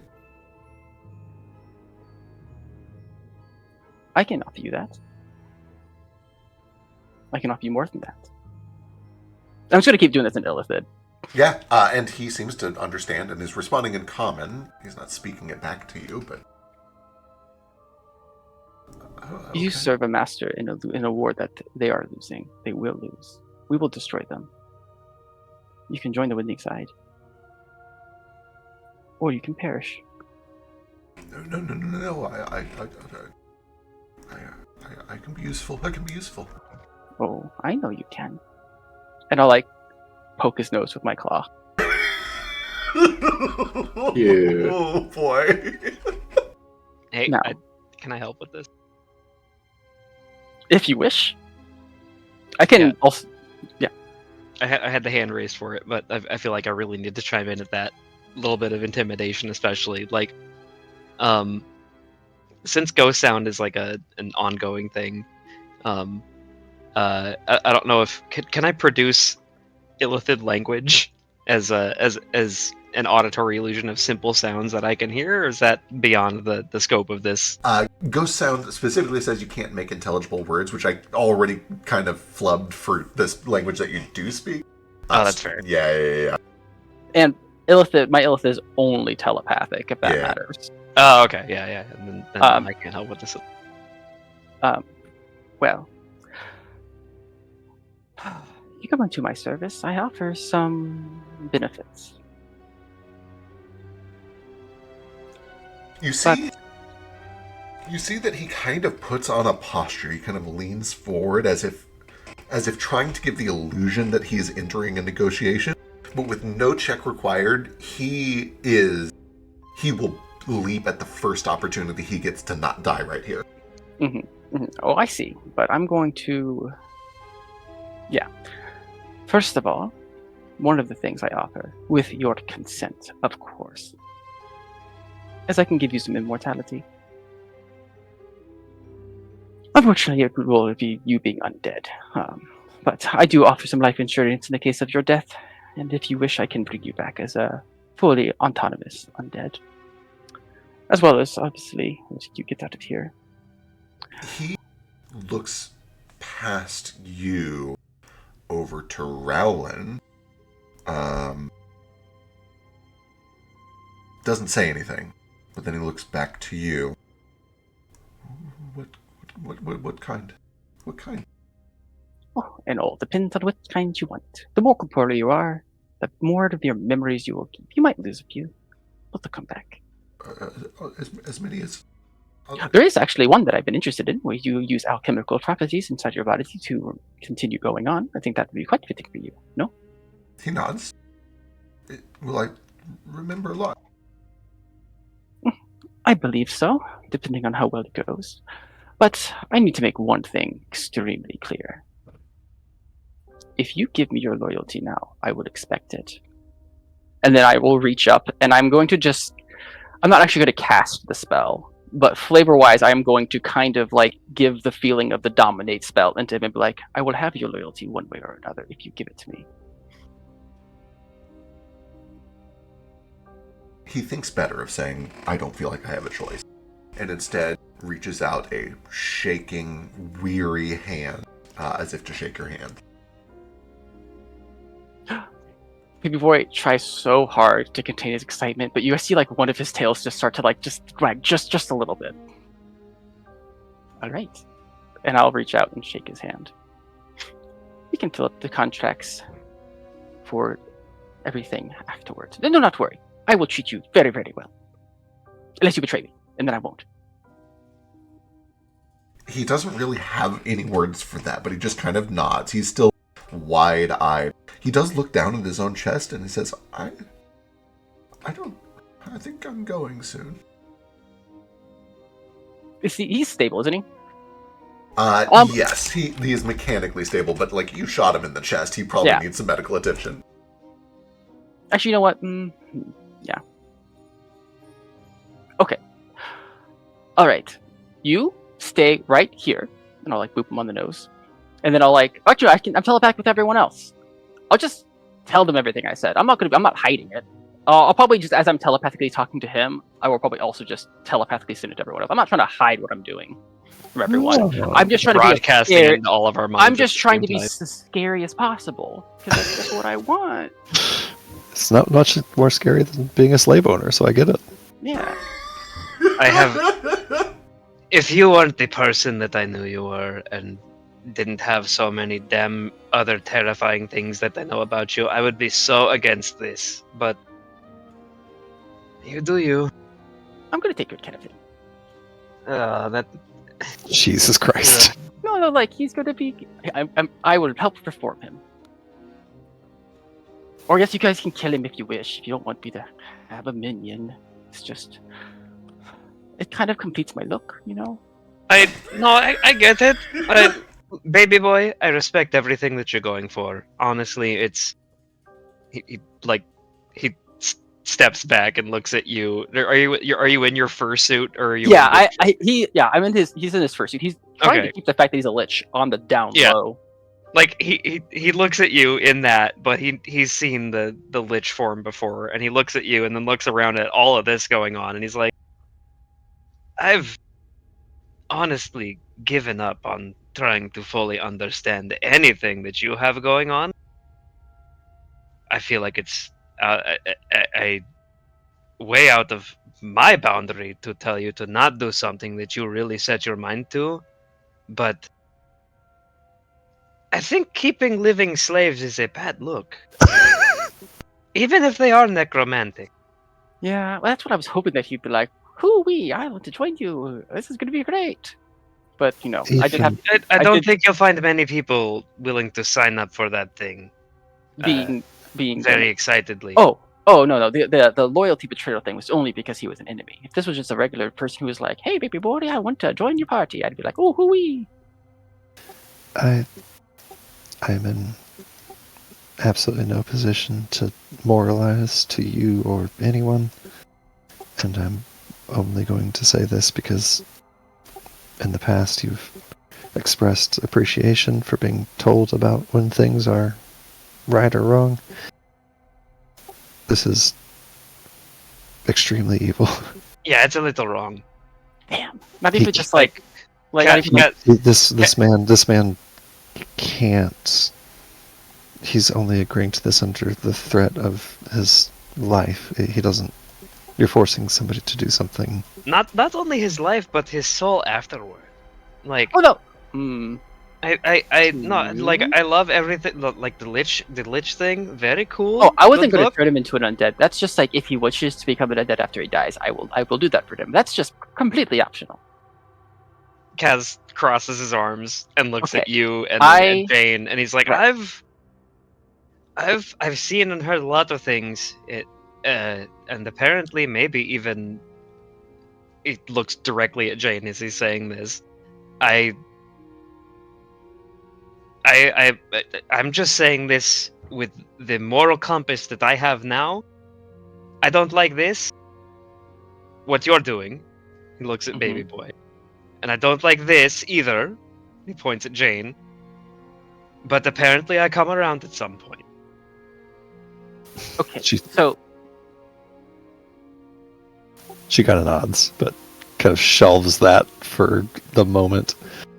all right. I made it very clear, I thought, before I came in here.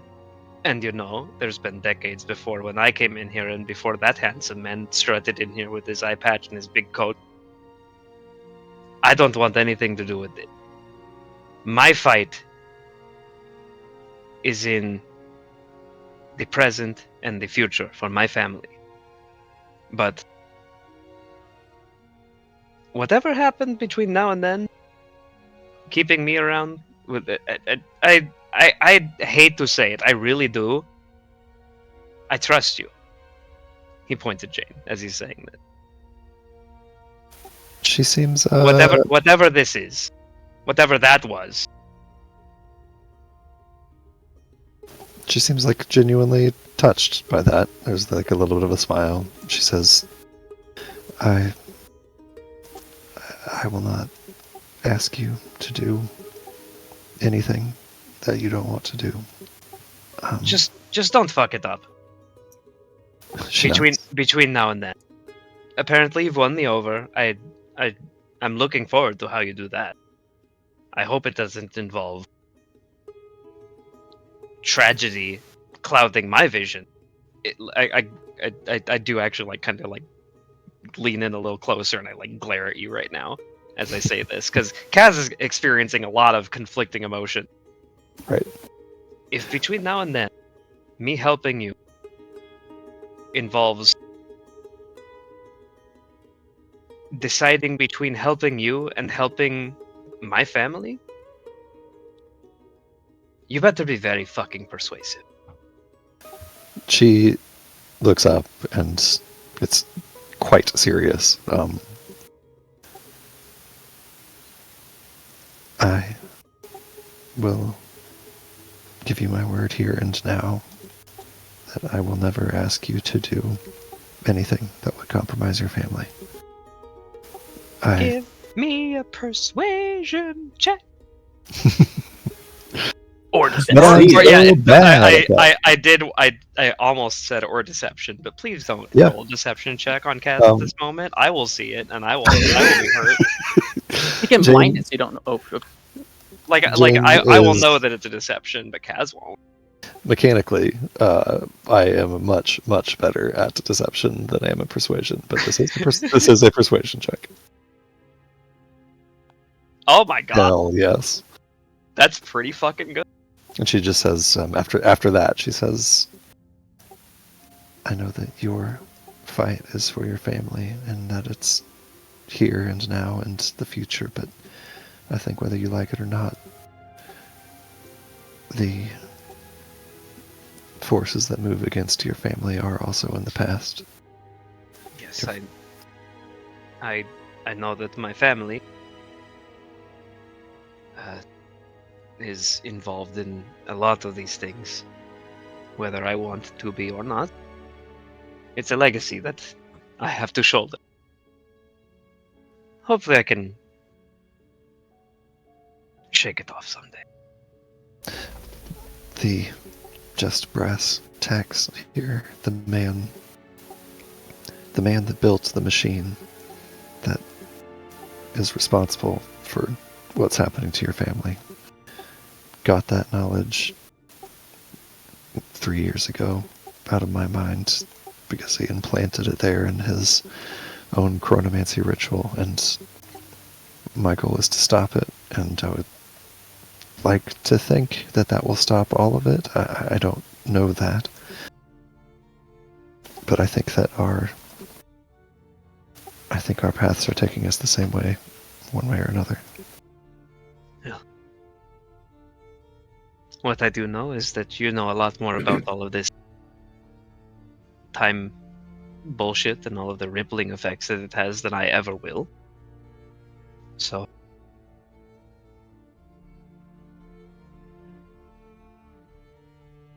it's all smoke and mirrors. I don't know anything either.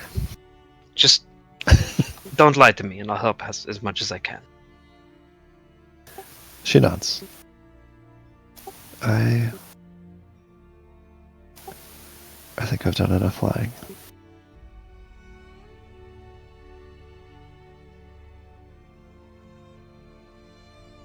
Feck, would you allow me? I don't have Jack, any. would you allow me to roll a deception check right now? No. Actually, as a matter of fact, on the contrary, I don't have any feats associated with either one of these skills. But in this moment, with Kaz feeling like really genuinely affected by him, and also by like the things we learned in the last session, can I switch my expertise out of deception and into diplomacy? Yes, absolutely. Lovely. I'm going to do that. I am very here for that. Also, on the topic of critical character growth, baby boy, as you have not only expelled invaders from the place you were sworn to protect, but also ensured that you yourself are not compromised, and the people that trust you don't abuse that trust to exploit that which you are sworn to protect. You feel a deeper connection to this place and to the power that it has given you over the years, whatever those years might actually be in reality. It is somewhat hard to say. Baby boy, you immediately level up. Hell yeah. Wait, I'm level 14? Oh, you already got yours earlier. I'm so sorry to lie straight to your face. Oh. You already got your story level up. I'm so sorry. Okay, I was just getting excited. Wow. Because It would be next really level, fun to give you 2 levels over everybody else, though, wouldn't it? Next level, I get to fly forever. I forgot I did that in the maze. I'm sorry to get your hopes up again. It's okay. That's Yeah, legitimately the worst I- thing that's ever been done to anyone. Can I get I was something about else? I was about to call you out, but I was in the kitchen. I was gonna be like, "Wow, it's so cool that he gets 2 levels." Can I get a Wild. consultation prize? Maybe. Like, What is it? Just don't give know. him an extra hero point. oh you know no, what? I was gonna say like, I don't know. I don't know. Maybe just like something cool. I don't know, a cool connection to this place. Maybe like, I don't know. Can't really think of anything. If you think of something, let me know. But you're already very well connected to this place. I will say, you can have a hero point, and so can everybody else, because it's after 10 o'clock. I already took mine. Wow, I already took mine too. It's really generous, though. I'm sorry, that was... I don't know where that energy came from. Fetch has taped both revolvers to his hands, and he has donned the breastplate. And he's like kind of waddling around saying, I have become the machine. Hey, buddy, do you need that? Don't you need that thing to save your mom soon? Oh, yeah, let's go find that. Yes. Also, Accidentally fire. all right. Big Boy's gonna telepathically connect everyone else. All right. I have heard what you have said, and I have deeply contemplated about it. And I realize you are correct. That is very evil. Should we just take them prisoners instead? Because obviously killing them feels also evil. But we can't just let them go, no?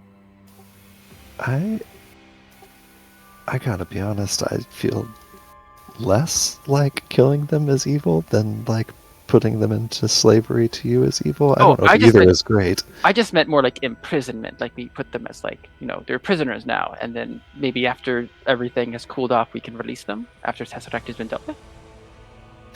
Yeah, I don't disagree with that. Is there like a prison here? She kind of looks over to like the prison bars off to the side, not thinking that that's a prison, but just kind of wondering. That's a good question. Unless, do we have a prison in here, Effect? To the best of your knowledge, no. Not a prison. You could certainly, there have been times where he just like locks something in a room for a little while, just to get it out of the way. Baby but, boy, like, not a dedicated prison. Baby boy thinks back to like the cardboard jail he made when he was like playing games with, Mayor years and years and years ago. That's still somewhere in here, and he's like, not the one that would work very well. Mostly because it's fake. So no. I guess what I mean is, boy, we have a lot to talk about. If we're doing this ritual after we have a chance to rest, which I sorely need, then we would be leaving them behind, obviously. We just need some way to secure them in the interim so they don't ruin our plans? We could throw them in the other ritual room that's deactivated. I suppose that's true. They wouldn't know how to get out of there. Who are we talking about securing? The legless chicken and the... The minion I had, like the 5-second minion.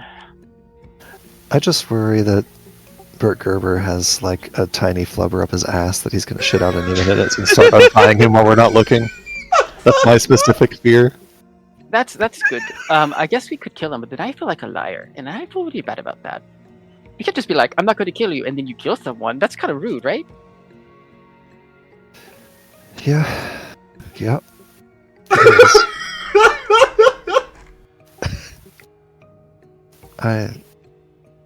Like I said, I'm in no position to moralize to anybody. I guess the best option is to keep them secured until we can deliver them to face whatever justice is owed to them. I don't know what that even means.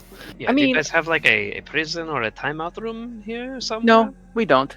Okay. Well, What do you normally do with your interlopers and would-be thieves? destroy them? Oh, Well, I mean, most of the interlopers and thieves are, those are those lacy things. I don't know if anyone's actually broken in before where I've been here, but I assume that you'd be like, big beam. My master has like a big chest beam. It's pretty cool. makes an Fine. example out of them? Yes, exactly. Makes an example. You try to steal, you will die. And then other people are like, oh man, I don't want to steal from that guy. I think my vote would be to just keep them in a ritual chamber they can't get out of for now and decide what to do with them long term later. That seems like a good idea. And then on the way back, we can grab them and then grab Kobold Lady, who I will ask. She doesn't have to be, but I'll be like, you can go free. But if you want to be my minion, that'd be great. If you're going to be so diplomatic about it, you might not want to say minion. Yeah, Maybe maybe Subordinate? underling or Oh, Underlings does sound like a high class minion. Can I yes, recommend it's just, do you want a job?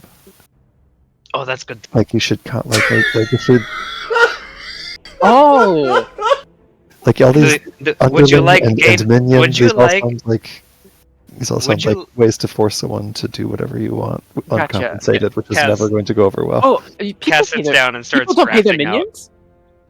Would you like gainful employment from someone who doesn't immediately and willfully send you into unrecoverable and dangerous situations all the time?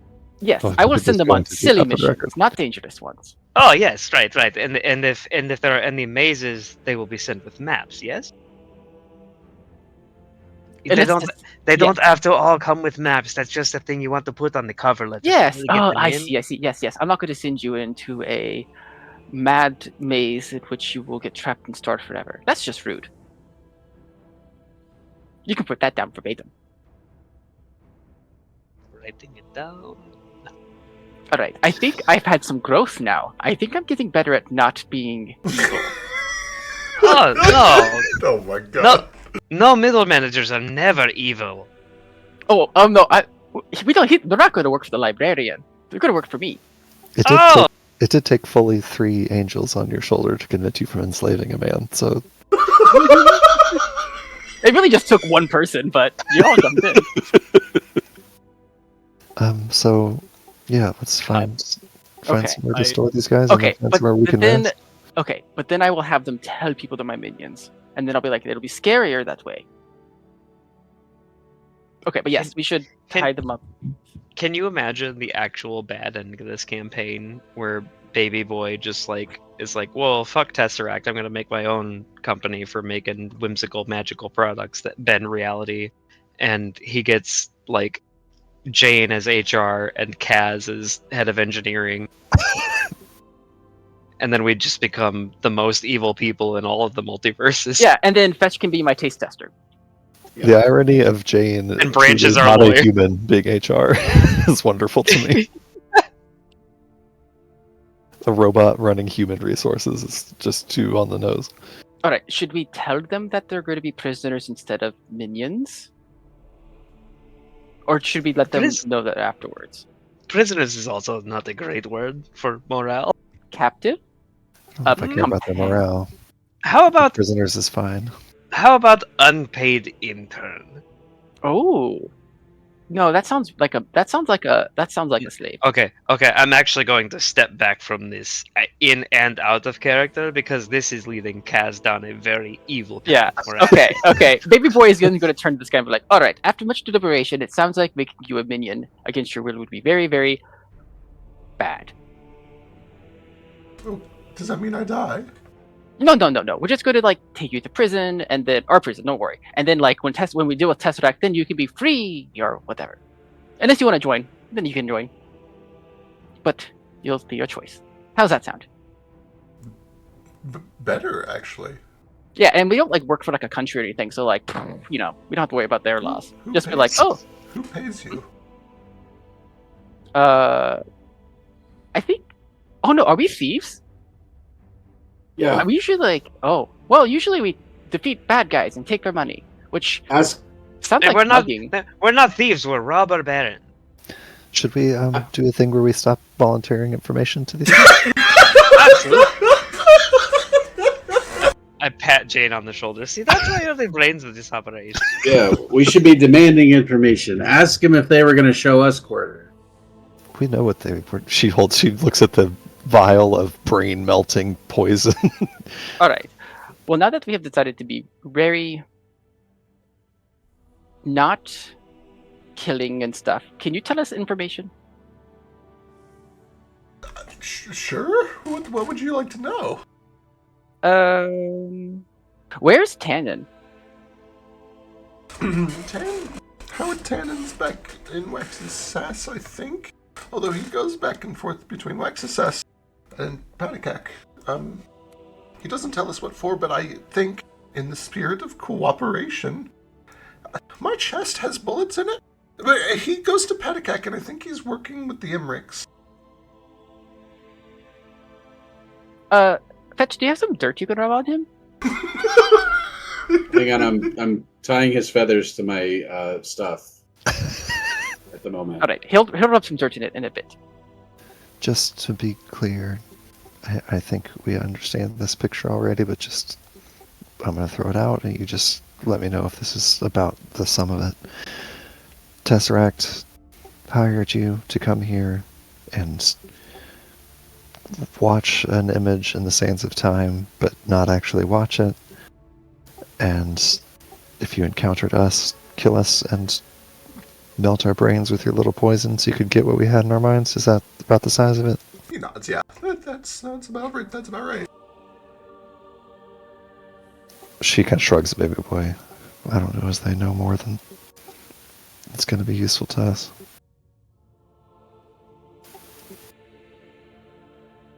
Have you worked for them before? Tesseract, yes. All the time. What other missions have you done for them? Most of what we do is going around locating dig sites, places that have, are you familiar with minerals? Oh yes, I know about salt and quartz and mineral. There's an expensive and valuable mineral that they use in a lot of their experiments, and they sent us to go find it. Oh, what's it called? Chronotririte. What's that? It's a strange material. I think it's probably magical. It has a lot of chronomantic properties. It's very good for chronomancy. I'm gonna. Do we have a world map? I assume Kaz has to have one, right?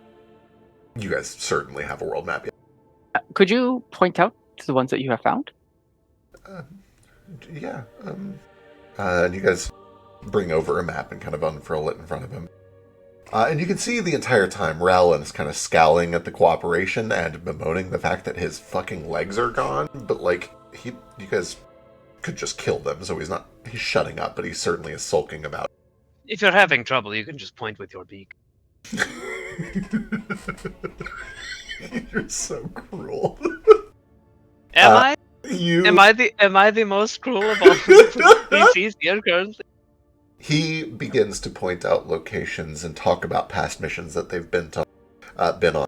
Many of them are either east in the Whistling Isles or west over in Solvarat.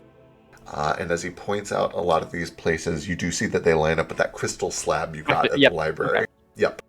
How long ago was the first of these missions you went on? Like, how long has Tesseract been doing this? The first Presumably shortly after Jane thing happened. They brought me on, I want to say about 2.5 years ago was the first one. Was that before or after the train thing? Slightly after the train accident. Okay. And these people, Roland and the woman outside, are they always in your team? We're a party, yes. Are you aware of any other hirelings? I know the company hires a lot. I should clarify, the two of us, we come and go. We mostly do mercenary things. Do you know if there are other groups like you who have specifically been hired to do this sort of temporal investigation to a certain point in time? I assume that there are. I assume so, but I don't know any of them. You might be able to... again, they hire us when we have a job. You should talk to Yashina if she's still somewhere. We had to leave her behind in the maze. But she's the one that works most closely with Tesseract. She comes to us when they have work. She works with them all the time. Yeah, when he says that, I kind of look over at Baby Boy and give like a kind of grimace, like we better get her back. Yeah. She's the one we need to talk. All right. Do you have any other questions for these guys before we just go ahead and lock them up? I don't think so. What does Gerbergu like to eat? Water is a big part of it, but every now and then I just make sure that his pH is balanced, and I add a little bit of just various concoctions of chemicals that he needs to stay stable. I hold up the vial that now contains what's left of Gerbergu. For dramatic effect, can he be frowning right now? Turn that frown upside down. Or can I give you an alchemy or crafting check to make it look like he is frowning? Yes. I want to guilt trip this guy. You would need to manipulate him because that smile is permanent, but you can change it. And with an 18, you have manipulated it into a frown. I hold up this vial with it's the very scrappy remnants of Gerbergu. He is pale. He's not bubbly at all. He barely holds up half this vial, and he's frowning. And I look, really? Just water? That's all you give to him? Well, no, it was a very complicated No wonder process. he looks so sad. and I kind of I turn to the side to put myself between the vial of Gerbergu and Bert Gerber, and I look at the vial and I say, "I'll take better care of you." Don't. Give me a crafting check. Hell yeah. Or a perception check. It's gonna be crafting. The programmed facsimile of a personality that was placed into this thoughtless ooze loves Gerber with all of his heart and would never believe that he has been mistreated or underfed in any way, and finds your word to be a horrible affront. But he's still smiling because I'm holding him. Well, you changed it into a frown. Oh, right. I'm still gonna try to spin this to my advantage. Can I give you deception on top of it? Sure. It's gonna be tricky. You're trying to... Yeah, sure. You know... Maybe. Let me ask you here on your natural 20 deception. Who are you trying to fool right now? Gerber or Gerbergu? I'm trying to fool Bert Gerber. I'm trying to make him think that I have won over his Gerbergu in the last failing lives of his alchemical career, and I'm taking it for myself. And with that natural 20, you make a guck out of Mr. Gerber. Don't say that. You made a Don't guck say that. Don't of say Mr. guck. Gerber. No, in fact, I didn't ask for this. I did not ask for that. You watch as you take his son that he worked so hard to make and prove with a moment that he's been a bad father and that he simply does not know how to raise this creation that he has made, and that you can do a better job of it. Yeah, I look at this frowning, pathetic morsel in a vial, and I kind of shake it very gently, and I look at it, like really just stop and look at it eye to eye, like for a long 3 to 5 seconds before I even look back at Bert Gerber, and I look at Gerber Goo, and I say, "I'm so sorry. I'm going to take better care of you. I'm going to feed you well. Have you? He's only ever fed you water? I don't just feed him water, I keep his balance. I keep Shh! his chemicals balanced. I'm not asking you, Bert." And I look back at Gerber Goo, and I say, "Have you ever had peanuts?" This thing is And barely sapient at this point. It does not and respond. And then I lead what I imagine to be a widely beaming Gerber Goo who's like tearing up as much as he can away from his abusive ex-father, Bert Gerber, and Cackles is following right at my heels because I mentioned peanuts, and I have added a new member to my family. Amazing. A new slave? Wow. Not slave!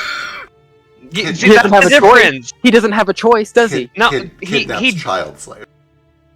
I'm not like forcing him to do work for me. I'm just saying that I'll take better care of him than his dad did. Can I tell how I'm not a intelligent slave driver. Gerber I'm is? Cruella DeVille. There's a big difference. Jane, do you have alchemical crafting? No, You I can just give me a do- crafting check if you want. I'm so bad at it. Yeah. Terrible. It's very hard to say. Certainly not what it was 5 minutes ago, and it was already not very intelligent. Does Gerber Goo love me? What do I roll? What do I roll for that? Do you have alchemical crafting? I sure do. Give me a crafting check. I've got master in crafting. I've got alchemical crafting and magical crafting and so many other things. What you have in this vial If is... anybody is going to identify if an ooze can love them, it's gonna be Cat. What you have in this vial is essentially as intelligent as a fungus, but you know that it has the potential to develop more complicated facsimiles of real intelligence.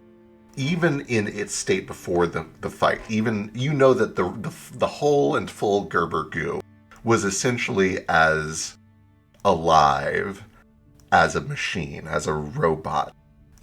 Which is to say, it was intentionally programmed to have a lot of the interface of a living thing. It could understand language. It had a mind that was constructed for it to help it do its job better. But it was all artificial.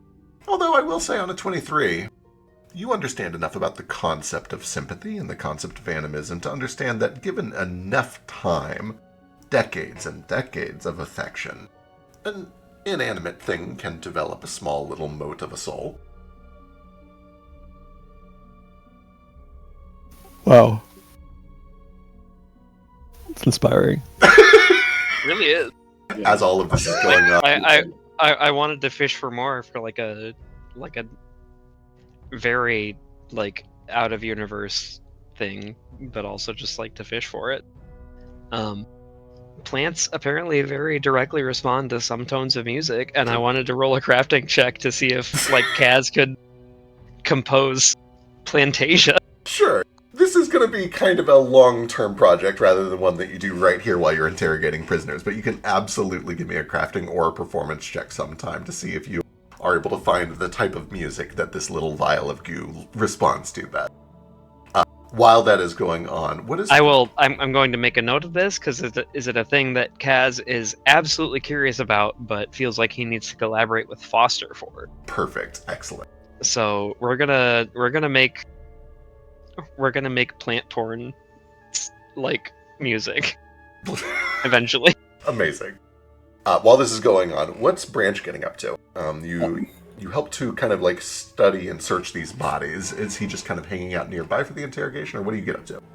Hanging out nearby for the interrogation. Genuinely doing the big like the fucking Edgecite, like be as careful as possible with these people and make sure they don't have anything on them that can help them break out of it. And just in general helping with the fucking like getting in information and stuff. But, yeah. Okay, perfect, wonderful. All right, you are able to very thoroughly frisk them. You're able to thoroughly detain them. You're confident that they're not going to be able to wriggle free. You make sure to check for magical items and implements that they could use to cast spells or shapeshift. You are confident that you could leave them kind of tied to any solid object for a couple of hours before they would even have a chance to start escaping, unless they have some trick up their sleeve, which we will roll dice about that if it becomes pertinent. But you feel very secure currently. With that out of the way, what is your guys' plan? I think we're gonna put these prisoners into a room they can't get out of without knowing Baby Boy's magic, and then rest. Maybe in the same room. I don't know. Perfect. I know Jane. I don't know if everybody else is on board with that, but Jane, I am like fucking tapped on spells and stuff. So I definitely can't do this ritual until we get a rest.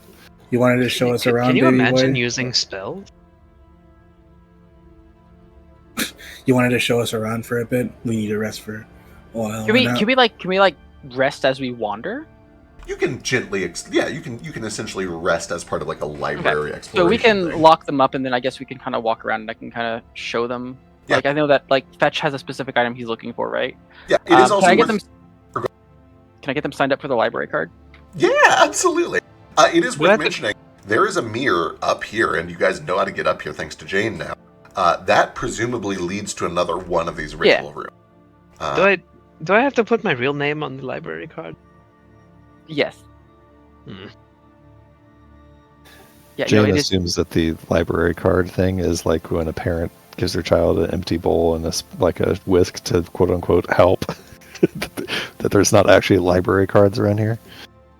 See, Kaz is immediately assuming the direct opposite, where legally binding, soul binding. Yeah, especially in this circumstance, it's more binding than any form of like government documentation on like the material plane would ever be. Baby Boy, you're pretty sure that that's the case. You understand this to be more like a half eldritch, half fey like soul contract, yeah.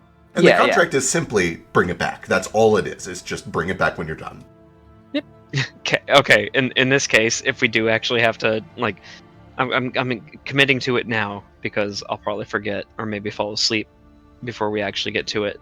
But if there's ever a point where we actually have to like really do like a picture and like fill out a form for a library card and whatever this form is, Kaz will put his name and stuff on it. But if there's a picture, he's gonna hold up cackles in front of his face. Aww, cute.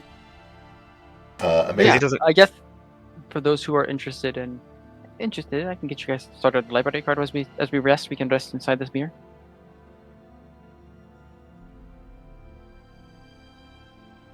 Why not? Okay. You guys, we're gonna kind of montage through this. You get up into this mirror room, and you discover that this one is active. You could theoretically do your ritual here if you would like. You're able to get them secured in the table. You know that they're not going to be able to get out. Okay, Cackles, big smile. They don't have the magic for it.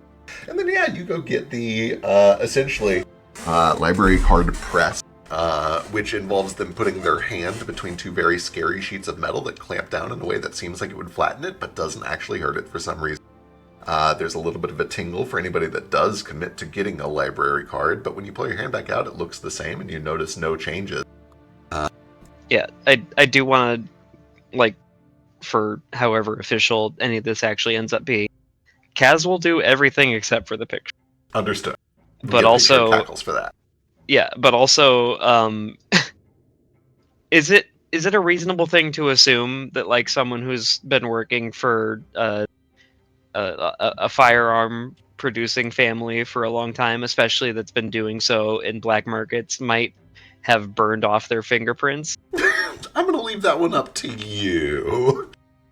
I think Kaz probably did. Fair. Like he's missing one anyway, so he probably just committed to the rest of them. I was going to say, probably even just accidentally working with hot metal, you've done it a couple like times. he's got so many burns on his fingertips and his forearms anyway. Amazing. The next step, baby boy, let me get an occultism check to try to track down the item that Fetch needs. If you want, Branch has his hand raised. Oh, yeah, Branch, sorry, hand raise. Oh, there are moments during the rest and pretty much all throughout library where we had downtime that like Branch tries looking at the fucking shining symbol he bought, which is a hammer and a gavel. Does the shit that like Claude and he's seen Claude and his dad do to try and connect to Edis, which is just close his eyes and I guess look reverent. And every time it just doesn't work. Or nothing happens. He goes like shit and like looks around to see if anyone notices him trying to do that. And I can Just tell you're starts- really focused, and I'm sorry that it doesn't seem to be like really clicking at first, but I just had to ask because I feel like you're struggling with the question as well. What's the difference between a hammer and a gavel? brother. sorry, I got my own shit to worry about. I'll leave you alone. But yeah, it's really just like trying to practice for the ritual, trying to actually do that. And if Give me a religion Jane's, check. oh yeah, Or if sorry, and Jane's then keep around- going, yeah. yeah. Well, I'll do the religion check first. So as much as it pains me, the player, I think Jane actually sits out of the library too, or unless Baby Boy like insists on everyone staying together. I want everyone to stay together. Okay, she'll stay with, but she's definitely like her mind's elsewhere. She's far off mentally and doesn't really participate in anything. Branch, there's no meaningful connection, no flash of light, no voices in your head. It kind of this ritual is whatever you choose to make of it right now.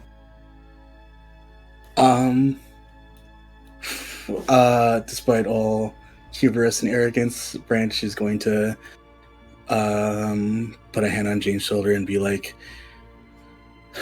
"So you know what you're doing?" I give that impression, huh? I mean, for the In what ritual way? and life in general. She like takes a minute.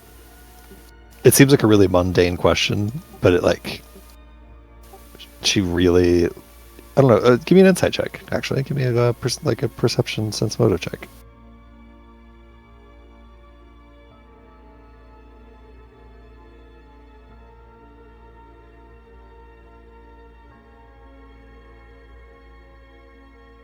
Okay, that's such a good modifier.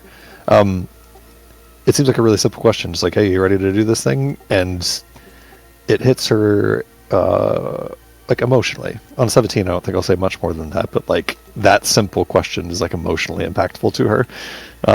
But she says, "Yeah."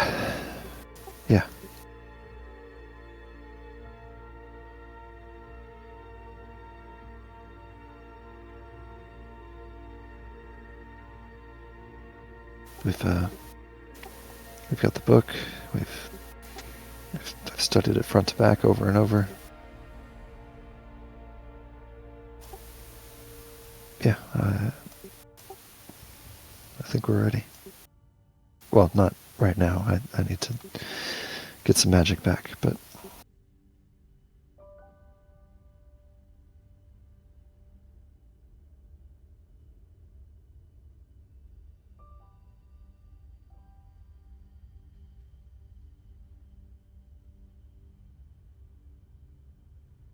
And here, if you look to your left, you'll see the item that we're looking for. This is the get the mom out of prison.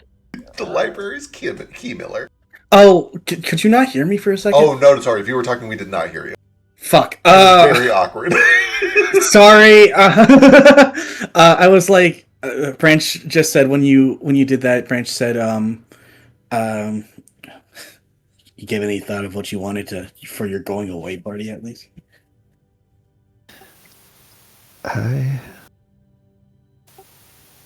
I don't think I am going away. I can see it written on your face. You've got something about this that's irking you.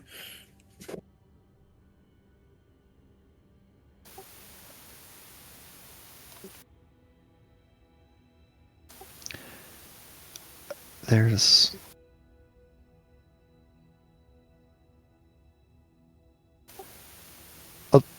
just telepathically to I don't know if this is telepathic for you, but she'll switch to telepathy if it wasn't and just speak to you. To be honest, when I came here, I wasn't sure if I was ever going to leave.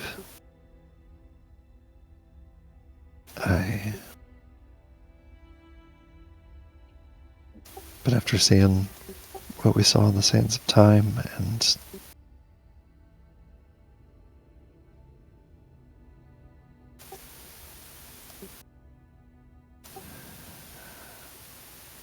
I don't think that this is the end. No, probably not. But from what I understand, it's not actually going to erase you or erase the things you did, right? She looks a little, I don't know, sheepish, guilty. Yeah. I asked you a couple days ago what it would mean to you if I couldn't undo the things that we've done, and it's looking more and more likely. Oh, welcome to the club. She kind of like chuckles at that. She's just gonna sit, or not sit, but like lean against a wall and take out a cigarette and actually again offer it to you. Actually, this is a no smoking area. No, I'm just kidding. You sure you don't want to try it? She just kind of shakes her head. Thank you, but I'm good. All right. And he takes a drag and is like, fucking time travel, really? I hadn't heard of that until you showed up, and I knew something was going on the moment I saw you.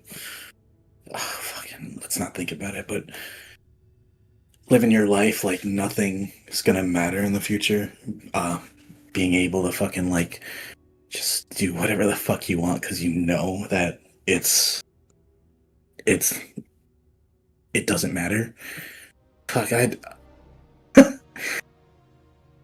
almost kill to get something like that.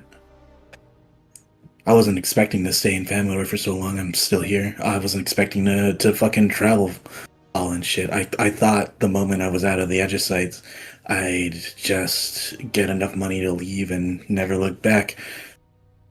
Shit has a way of catching up with you, though, doesn't it? Let me ask you something, Branch. I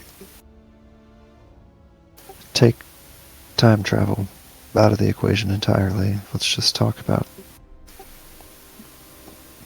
the human experience. You and I will die someday, and maybe the people that we knew will remember who we are and what we did, but eventually the world will forget. Eventually there'll be nobody left that remembers any of the things that we did, even if it takes tens, dozens, hundreds of years. And eventually, depending on how we want to stretch this time scale out, eventually our species will be extinct. There will be nothing. Wow. I guess what I'm asking is, you're right. I have been moving through my life like nothing that I did mattered, because eventually it would all be gone. But does it matter? Do the things that we do and say matter if it's all just temporary? And I'm not talking about erasing the things we do with magic. I'm talking about just letting time pass, and eventually everything is far enough away that did it ever mean anything?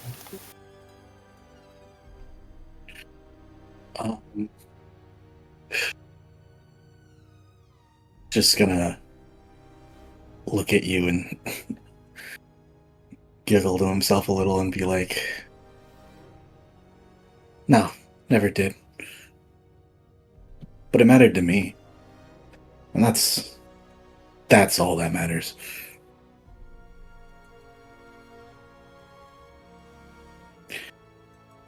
You get me? She just kind of looks at you for a long moment. I think more and more I do.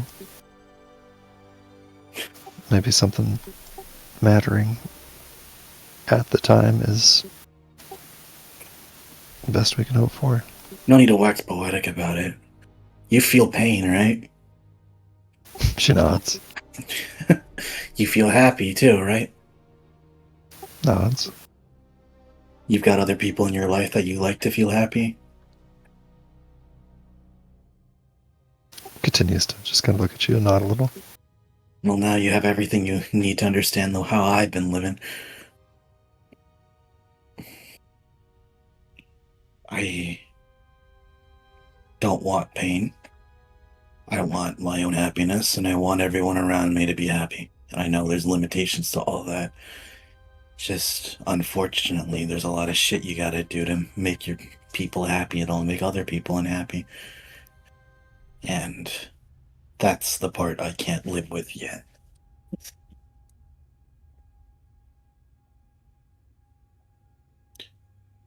So we invented justice to deal with that. Justice doesn't care about your happiness. Just wants those that have wronged it in the ground or unhappy. And that's the feeling I'm going to harness when I help you do the time travel ritual. She just kind of looks at you, listens.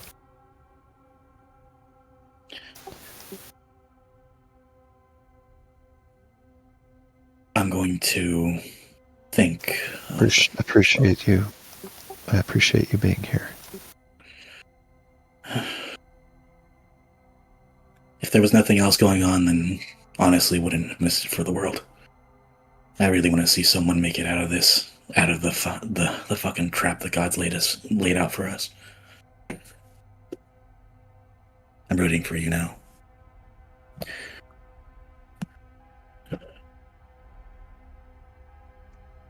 She'll just kind of smile. Same to you. This is getting awkward. Is all the fucking philosophical treatises shit getting awkward right now?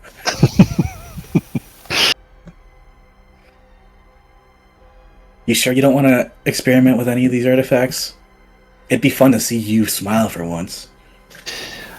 I need to make my position clear. I do want to. Yeah. You should. Just do it. Sometimes we have to not do things even though we want to. And you've been not doing things this entire time for the most part. It looks like the only fucking thing you've been doing are necessary. Come on, just ask Baby Boy what he thinks would be amazing for you, and just test it out. She kind of grins a little bit, and she'll kind of like focus her attention more on Baby Boy's like tour and the artifacts that he's showing and stuff, and yeah, see if he shows anything interesting. And this next one is extremely dangerous. I almost died once when I touched this one, so don't touch it. It's actually really, really like you will die. I only didn't die because my master was here. This one's actually pretty safe though. It's actually a little silly.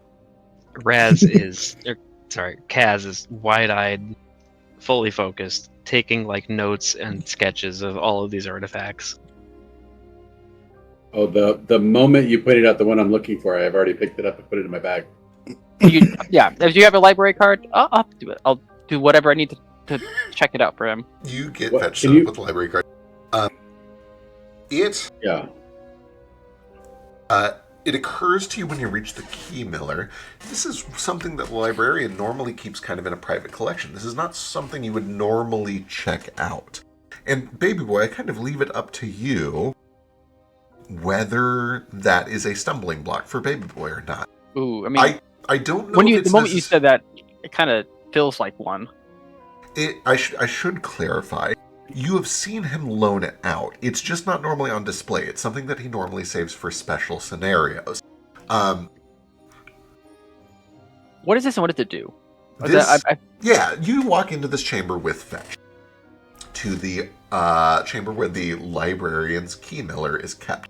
And what you see is essentially floating above a pedestal as if suspended by magic, and you know that indeed to be the case, is just the handle of what looks like a sword. You don't see a blade at all, you just see a handle. Until you get very close and you line up just right with it. If you are at a exactly perpendicular angle to the blade, you see that it appears to be about the shape of a small curved upward dagger, maybe about 8 or 9 inches long, with kind of a tapering triangular shape to it that is perfectly flat and completely reflective. You look at it and essentially see a mirror. There is no thickness to this blade. It might as well just be a polygon in space that you can only see if you were exactly perpendicular to it. What's it do? This is a blade that cuts through almost any force field, any construction of magical force. And there is a little bit of a... It makes sense why he locks it up. Correct. Because Baby Boy is probably trying to play with it. It does occur to you that maybe the reason he doesn't keep this out in the open is not because it is so different from other artifacts, but because he knows that it appeals to you specifically and that you would cause problems with it. Everyone outside, all of his time. It does also, it is worth noting, there is a little bit of a whimsical and metaphorical nature to this blade. This blade cuts through magical defenses. That is a term that is interpreted in a very Fey-like manner. There are a lot of things. Over here. There are a lot of things that could be considered a magical defense that are not necessarily force field. So yeah. Like mental defenses? Sure. This could theoretically cut through, quote unquote, a mental fortress spell. You don't know what that looks like without trying it, but it should.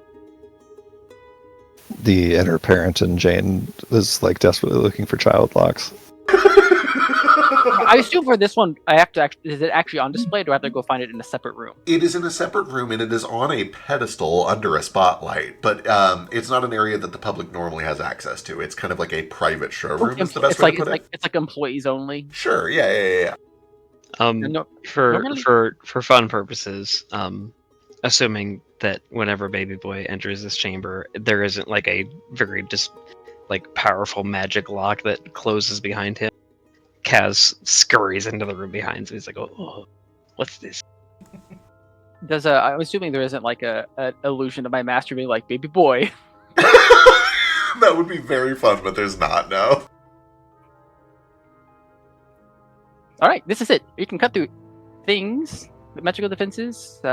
Theoretically, anything that is a magical defense, even if it isn't a force field. I need to check and make sure it works. That sounds a replica. That sounds dangerous. You should hold on to it. I can't afford to take home a replica. I don't think I have any actual defensive spells.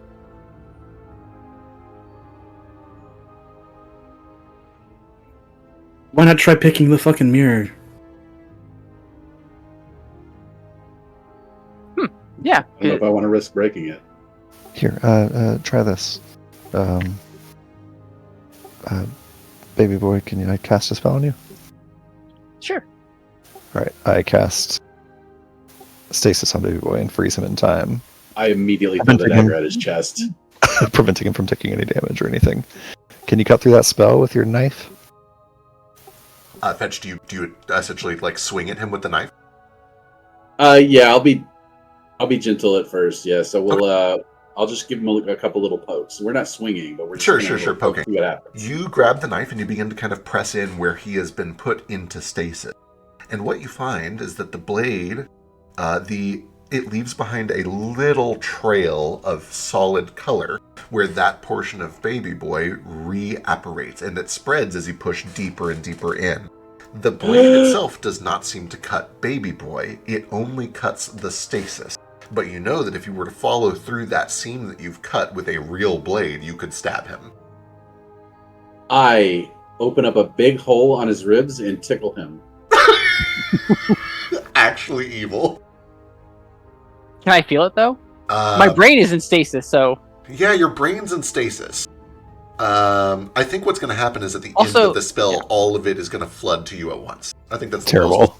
That's Terrible the business. best way Baby to Boy interpret this. loves laughing. And then I'll reveal his cheek and give him a kiss. Okay. And then Cackles lunges at his now exposed midsection, tears away at the goo covering his chest and stomach, latches onto the belly button, and goes, What? Jesus Christ. Goo? Yeah, what goo? What are you talking about, goo? I thought there was goo surrounding him, like he was in an egg. No, he's in stasis. He's in like a magical phase-out stasis. Sorry, currently. I hear stasis and I think egg. You think egg stasis? Is that what Yeah. stasis? Interesting. Like when I Fascinating. like I know stasis is like it's implied that they're like, you know, they're locked in like a time thing, probably like it's like a fetal position. I see what you're saying. You're thinking like spaceship generation ship stasis. Yeah, I like, get it. I get it. Whenever I hear stasis, I just imagine that they're going full fetal position, and for some reason, like that always also immediately comes with like there's egg goo around them. Got it. Okay, this makes more sense now. Fair. Just, I know, like, I feel like you're a food expert and would know a different word for egg goo. There's two kinds of egg goo before you mix them. You see, No, goo is what fertilizes the egg. They're different. Philo, next time you visit, can you make me some scrambled egg goo? is what I'm asking is Baby Boy's suspended animation thing, is that more of a yolk or an egg white consistency? Neither. He is currently in kind of a weird, phased-out, holographic kind of stasis. Most So there's- insane so false there's- dichotomy I've ever heard. Yeah. So it's not a liquid No. goop He- effect around him. He has It's more of essentially like been it's turned into more a of like a hologram.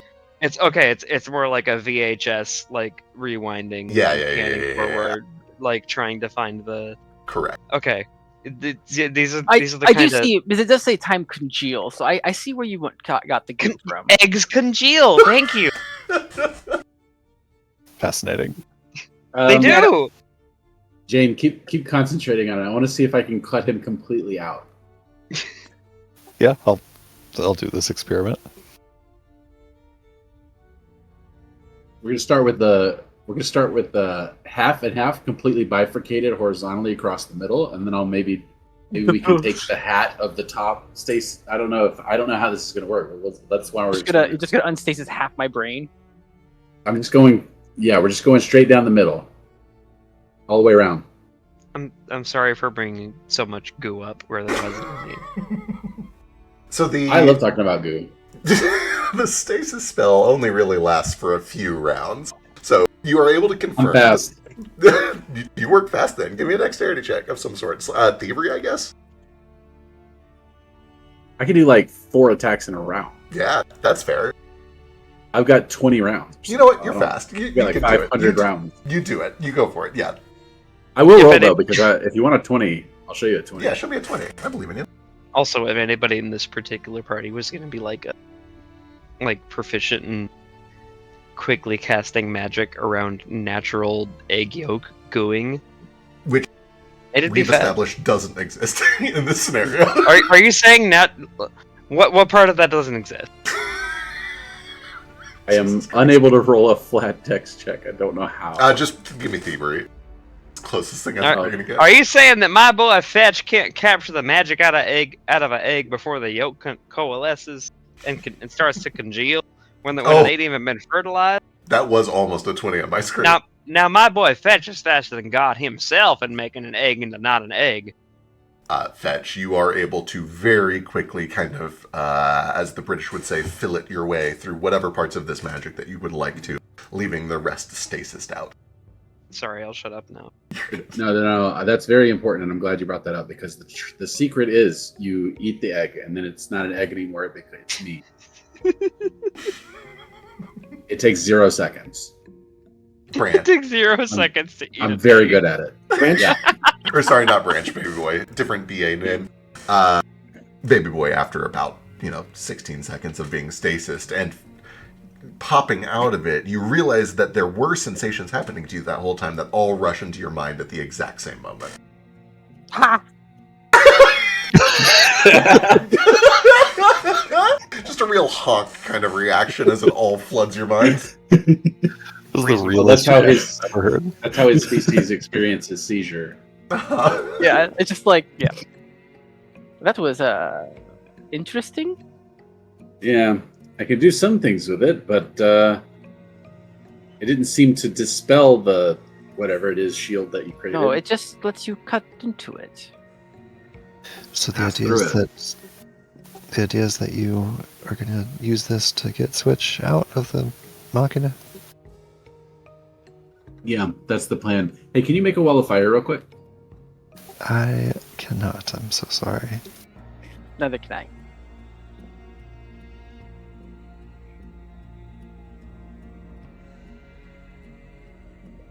What other kind of barriers?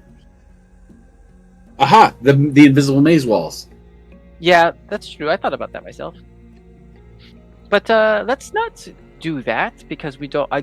How long does this cutting through last? About as long as if you were to take a piece of paper and swing a dagger through that piece of paper. So forever. Yeah. No, we are not cutting anything here. It would be permanent. So is the blade like literally intangible? You can move your hand straight through it. Okay, I just check in my pocket then. It falls right through your pocket. No, the hilt. The hilt is physical, yes. Yeah. Yep. There's like a dagger blade, no clipping out of my pouch. Yeah. Is there an item? Well, do I find the bootstraps? Yeah, you can find the silver bootstraps if you want. Here you go, Branch. These are bootstraps. I can check them out to you if you want. Oh, sweet. Hold on. Can I attach can I attach it to my real hand and use my fake hand to pull it? You're attaching it to your boots. Yeah, so the way that this works, it's essentially like an anklet because it's just the bootstraps of a boot. You attach them around your 2 ankles. You must have one hand on each of the bootstraps, so one around each ankle. And then you must pull upwards. And when you pull upwards, you begin to lift into the sky in this kind of like bent over, awkward, crouched position. This formerly would have been impossible for me. Does it still count with the fake hand? It does count with the fake hand. It must simply be, an extension of your body that you consider your hand. Okay, and how does raising up feel? It's weird because you are pulling yourself up, so there's physical exertion happening. Oh God! But it is not like trying to lift your own body weight for reasons that really should be obvious, because that would be illogical. Hey, yeah, Branch is definitely going to do this for a bit too long just to show because he's the type of person to just continuously go at something. Yeah. It's to the point where he's way too high in the air, like 30 feet in the high in the air, when he has to go and it's just goes. Oh, wait, hold on. And then when you stop pulling yourself up by your bootstraps, you fall. Yeah. Yeah. Okay. Flat on the ground. Yep, yeah. Correct. Okay. Is there? I think I have a dangerous question to ask. Sure. That's only half a joke. Hit me. So you said something that you consider to be your right hand. Uh-huh. If like Kaz put one hand on this thing and Cackles put another hand on it. Because he's your right-hand man. Yeah. It's not quite that metaphorical. And also, importantly, this is so important, only you can pull yourself up by your bootstraps. True. Really, really, really true. True. Really true. If you expect other people to You do are it for you, no you're a fun. freeloader. Could I use my tails? I can grab Theoretically, people. yeah. If you have a thing that lets you use your tails for like Yeah. manual tasks, yes. Is there like is there an item for Jane? Or Kaz they would I enjoy? think the thing that might most be interesting to Jane An is a exclusive train? no. It's a little. Oh man, what would this even be? Hang on, give me a second. I need to ponder. It's a little wooden ship. Right, but it's like a construction set. It's like a little model that you can take apart and put back together.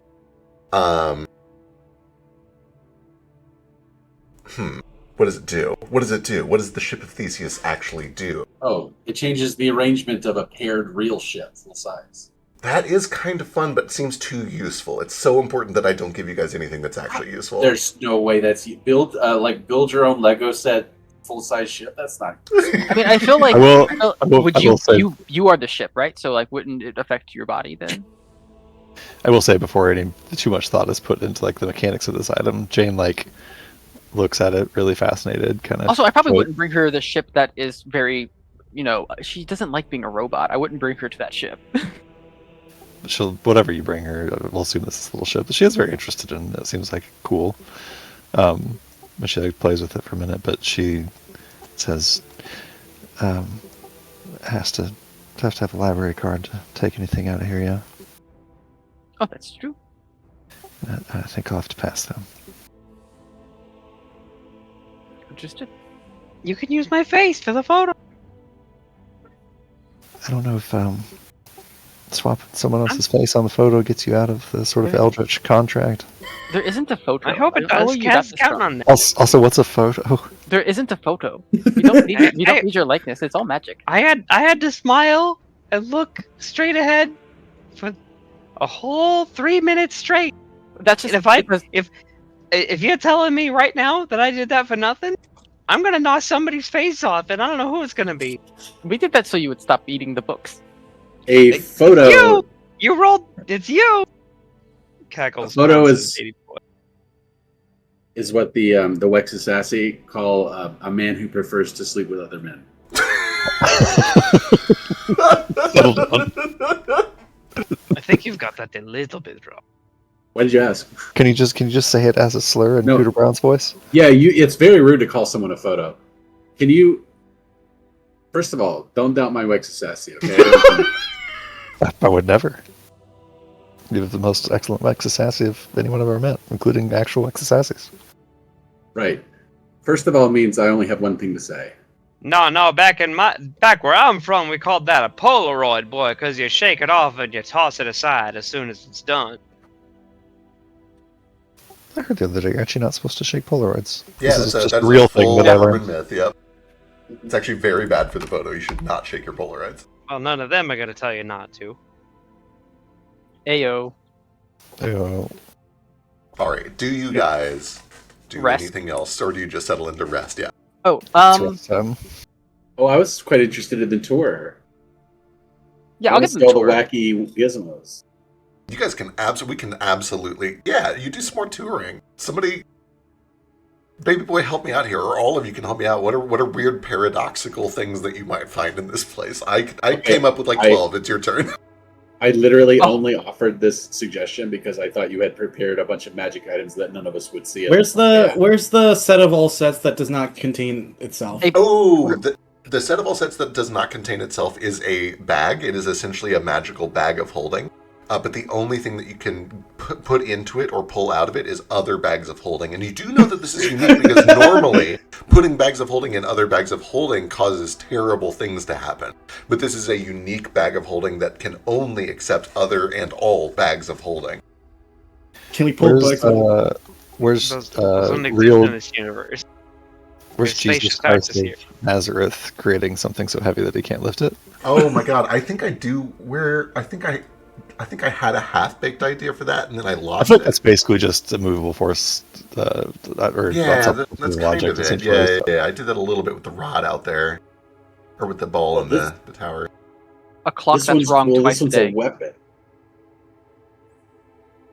Yeah, unfortunately, I It's did not called- make like a bunch of actual magical items for you guys to take out of here. But like for the No, record, you guys can come up with shit and check them out of the library. It's a library. I'm ready. We're deep enough into this campaign that like if you guys come up with a cool thing, it might be in this library.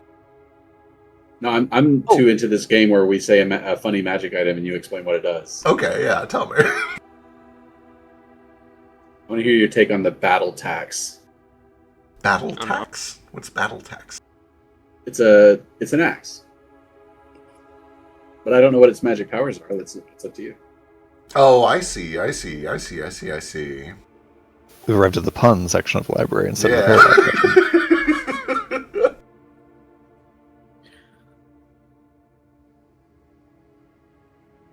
Yeah, I think it's just a big, heavy two-handed axe, but if you swing it, the only thing... It phases through all matter except for coinage.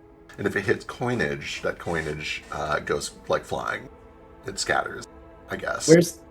Where's the racer that can't beat a snail? Do we have a ruler that like you can't measure things with? Perhaps. Like there certainly is a ruler that can only measure like half of the distance to something. I like to think that like it's a ruler that you can use to measure something with, but when you try to read how long it is, reading it takes forever. You keep getting small. You keep only reading the smaller bits. Yeah. So I think what I like here. Yeah. We're going down that. It's actually a talking animated item. It is a ruler that has a personality. And when I say ruler, what it actually is it's a spool of thread, and you stretch it out as far as you're trying to measure. And then the spool, like the little opening, is like a little mouth that has a tongue that sticks out, and it starts to tell you. So like if you were to open it 10 feet. It would tell you it's 5 feet plus 2.5 feet plus 1.25 feet, and it just keeps telling you halfway towards the 10 foot and never actually gets there. Yeah. So you have to like sit there for about 4 minutes to figure out the limit it's approaching, and then kind of approximate from there. Oh my god! Do you realize how many digits of pi that would let us calculate? So many, yeah, all of them. You'd be there forever though, because for some reason this thing has like a Porky Pig voice and stutters sometimes. Do you not have any objects that address the grandfather paradox here that we can just test? We already did the grandfather paradox like 7,000 times out in the garden.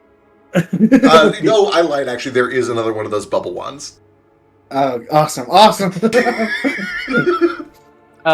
about I'm wholeheartedly imagining that it is an art, like the voice of an artifact somewhere off in the library says that. Truly. Just like fed up, like God damn it, we did it. We went over this already. Fuck off. Pay attention. Blue Chandra.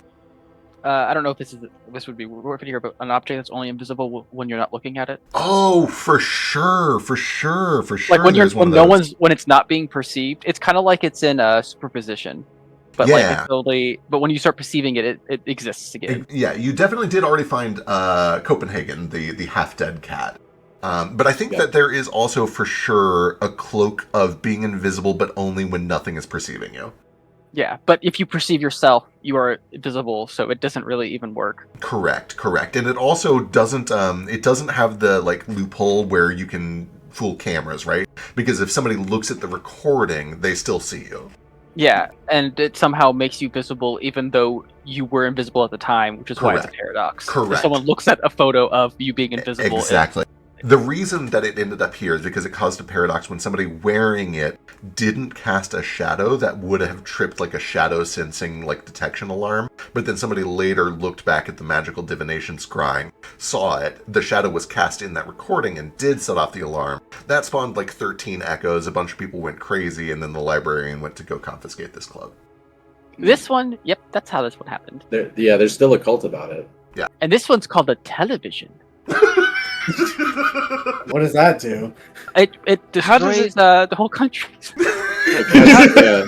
How does it produce the image in full color like that? Nobody Like- knows. Like I was mostly Tubes? making this a joke point earlier, but if Baby Boy is gonna go through like presenting all these things, Kaz is he's invested. I'm gonna roll a crafting on it. Hell All yeah. of these things. Tell Can we tell find- tell Kaz how a cathode ray television works. Hole that actually isn't a hole. Like, it's a hole, but you can't go into it. What I do don't these know. tubes in the back do? There's so many of them. Oh, it would be a peephole. Kaz, we are It's on- near the end of the session. Would you like to use your inspiration on that? Let me see what I rolled first. Gotcha. I need to, where's my character sheet at? Holy shit. I believe in you. I'm very tired. I can tell. It's okay. I'm getting there. There's a tab with the character sheet somewhere already. There's one more thing Branch would like to try after we're done with silly stuff. Yeah. Silly stuff is coming to an end. We'll Mhm. we'll wrap soon, but we'll make sure we get to it. Are you counting that 13 then? Yeah, but you can, if you would like, you can use your inspiration on it. We got another hero point by now? You've had your second hero point, so yeah, you do have a second one. Sure, why not? All right.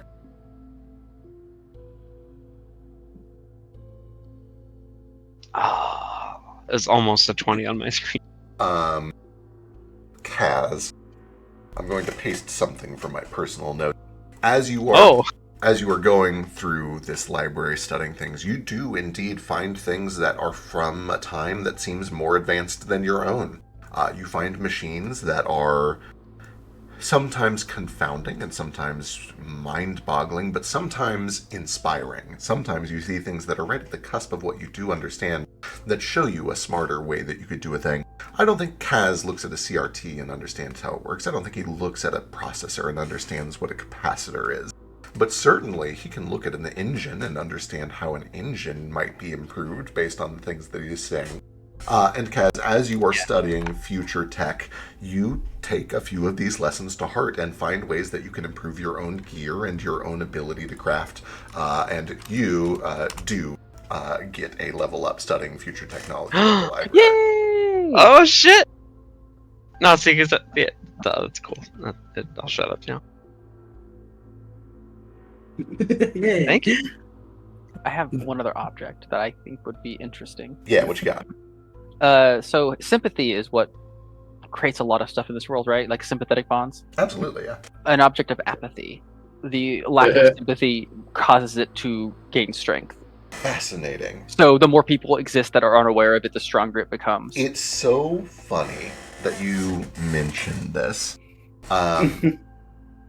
I don't know if you would find an item of it so much as you would find a room that is empty and has always been empty, and that the librarian has kind of told you bits and pieces about, but has told you don't linger here too long, it's better if we leave it alone.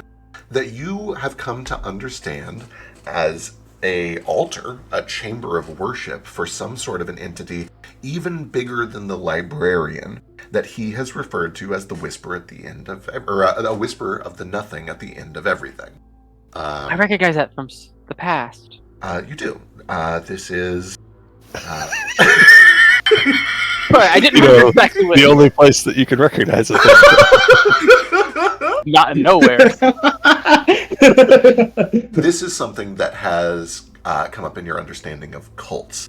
Because there are a lot of cults, including the cult of Whispers, that claim to serve a great eldritch entity called the Whisper of the Nothing at the end of everything. Many people Serving him makes him weaker, doesn't it? Sort of, but you understand that the purpose of this cult is to not let other people learn anything about him. It is to preserve secrets. And you understand also that this cult is tangled up in whatever is going on at the Old Growth Gardens. In like a bad way? Or like on our side? As a refresher, when you went to with Foster to that garden where Thalia was almost taken by the skeleton dragon, You learned that Argus Foxglove was part of some sort of a merged cult that called themselves the Fading Echo that had been in some sort of contact with the Cult of Whispers. You don't really know a lot, and that makes sense to you given that they're a cult that is all about not revealing information. You just know that you've stumbled across hints that they're tied up in some of this somehow. I guess my question then is, do I feel like going in there would be useful to us or actually harmful to us in the sense of our mission? Give me an occultism check.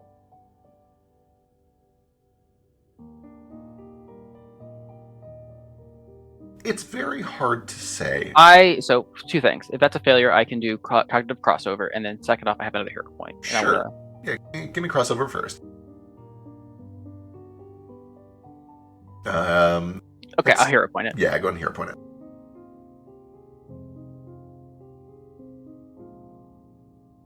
The impression that you've always been given from the librarian is that it is not a place of great power or even of great significance.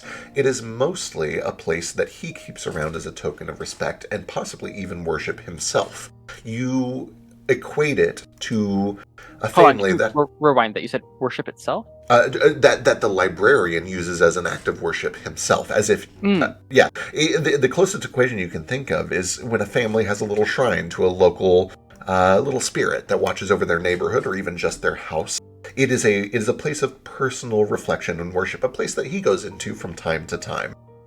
He's never told you don't go in there. He's never forbade you from it. He's never given you the impression that there is magic happening in there. It seems to just be kind of a place that is special to him for personal or religious reasons. Okay. I kind of want to go in. All right, this is a really weird place that my master said that we should not linger. And I think this is where, what's his name? The Whisperer at the end of the universe or something is? I think he's in there. Or not in there? The cult? It is? No. Like, he's like a really powerful being. But like, as long as you don't linger in there, it's fine. Like, super long, I guess. But my master goes in here sometimes just to kind of like meditate or whatever. Can I humbly recommend that we don't go into the dangerous room while all of us are completely tapped for resources? Yeah, that sounds reasonable. I mean, sure. I mean, my master never said I couldn't go in there, so it's not dangerous. You've been in there before. For sure, you've been in there before. Yeah, I've been in there before. If it was actually dangerous, I mean, I guess we don't know if there's something in there, if a cult has been messing with it, so that's actually true. I guess we could just close the door.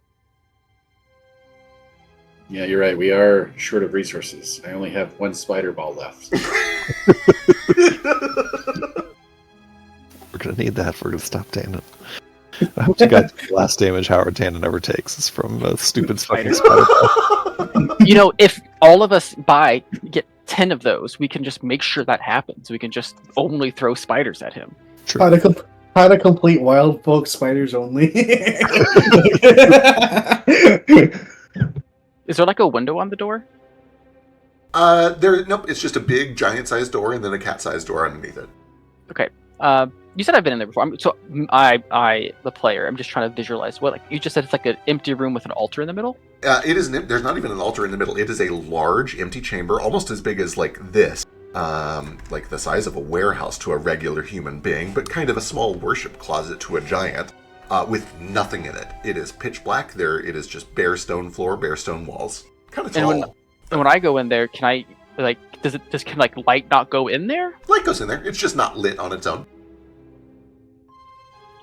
It's just as I pass the door, do I sense anything with thought sense?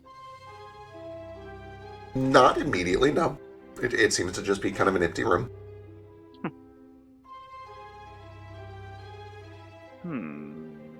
You can hear a pretty resounding echo of whatever noises you make. I know you're wearing a weird fursuit that probably pads a lot of it, but whatever noises you make do echo off the walls.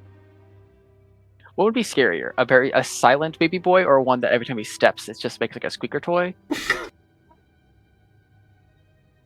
Okay. You can go to Biscuit and Cydro. Sure. Yeah, while that's going on, we'll do Biscuit first. Oh, I just wanted to know what the weather was like tomorrow. Impossible to know here. It's truly impossible to know. There's no way. It's so hard to say. It's all of it. I probably Sometimes needed the commanding view to lower the DC. Yeah, for sure. Sometimes it like literally rains cats and dogs. I mean, they are made of water, so it's not like, but they are the shapes of cats and dogs. And then Branch, what is Branch up to? Branch wanted to see, just at any point individually, to probably Kaz, Baby Boy, and Jane, be like, so which one of you are the best at fucking identifying magic? Oh, it's me and it's not close. Really? Yeah, no, I'm pretty good at it. You feel like busting out the Sands of Time again to confirm something for me? Sure. Do we have some more of that? Do we use it all? Or wait, I guess we have the actual. Yeah, you can go back to it and do it if you like. Yeah. It is a ritual that costs a lot of money and takes an hour to do, but yeah. Are you wanting to actually look back in time and do the ritual again, or you wanted to know something about the Sands of Time? Sorry, I misunderstood. I want to know something that happened in my past and confirm it. I know $1,000 is a lot, 1,000 fucking gold, a lot to ask, but I'm willing to pay the price just to confirm suspicion. Sure. It's your money. I'm fine if Baby was okay for us to use it again. That's fine with me. Yeah. Yeah. And then, I can't remember how it works. I don't know if you'll be able to go back or if I would prefer not seeing this scene ever again. Oh, I think it's when he lost his arm. Thank you so much. Baby Boy did the fucking unreal. Did the fucking side mouth cartoon whisper. I'm sitting here in awe of the dexterity it took from Lush the player's fingers to do that little flip. Thank you. Yeah. I can go back. Maybe we can go back. I guess we could both go back. I don't remember how that works. Oh, we can go together. That sounds like so much fun. I think that costs a bunch more money, though. I don't remember how this works. How I think does this work, Beck? It's just per the casting, I think. Double checking. I'm pretty sure it's 1,000 gold per cast. Because otherwise, why would they bring? Well, 3 people. And you can only view a thing once, right? Right. Correct.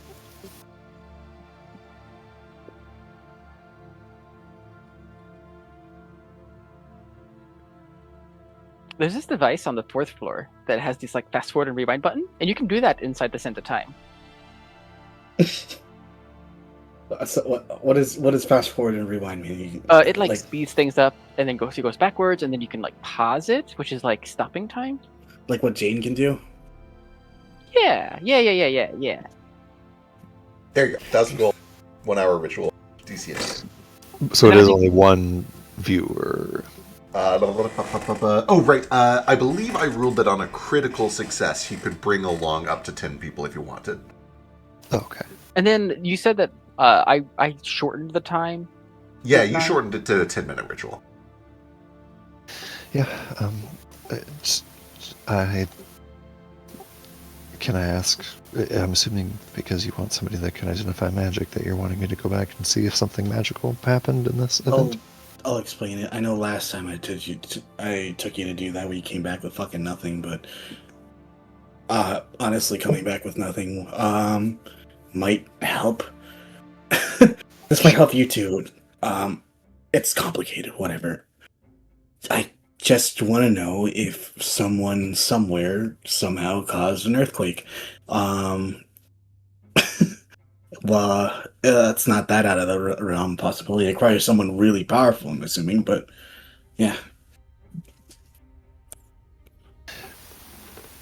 Yeah. And you can tell that thinking about this and even talking about it for Branch is just a little uncomfortable. But yeah. I'll tell you more once we get started, but I just need to know if someone wants to help with that or not. Yeah, I can help. Okay. No, Help perfect. you, That's all I whatever you needed.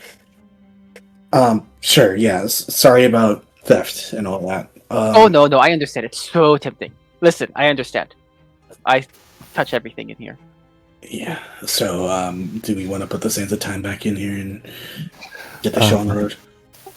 Can I, Zeke the player, recommend that we start next session with this? Because I'm asleep. Yeah. I think that's probably going to do. We are Yeah. past midnight. I will ask before we wrap real quick. Baby boy, do you do anything else in that dark chamber? Yeah, baby boy, do you do anything else? Yeah. Yeah. You go in the big dark chamber. The Hey, big spooky dark chamber. Branch, can I borrow that arm, please? That I what? kind of do want to. I was just joking about borrowing your arm. It was a masturbation joke. Uh, I kind of really do want to go in there. I don't really know much about it. It doesn't seem like it's dangerous to go in there, so I guess I'll poke my head in there. Yeah, you've stepped in. The sound of your feet walking across the stone kind of echoes off the walls. It's a dark room. And then I will. I don't know. I'm just gonna try to like focus with my. I mean, I can't. I don't think I can really focus my thought sense. It's kind of just like, I don't know. Probably come in here and kind of probably feel more of like a sense of reverence with it. I don't know what my master did when he came in here. If he did anything ritualistic or not. You've seen him a couple times, essentially just sit quietly in the middle of the room, get down and do kind of a cross-legged sit, and then just sit quietly. You assume that he was probably meditating or thinking or possibly even praying, but there was not like a ritual with a lot of physical motion that you saw him do. But even like sitting down and meditating, that's kind of ritualistic. Maybe not in the like literal magic ritual. So I guess I'll probably do that. I'm probably not gonna do it very long. Maybe like 5 minutes. I don't want to linger. Okay. But just kind of like meditate and focus and just kind of think on my master. Sure. Give me a will save.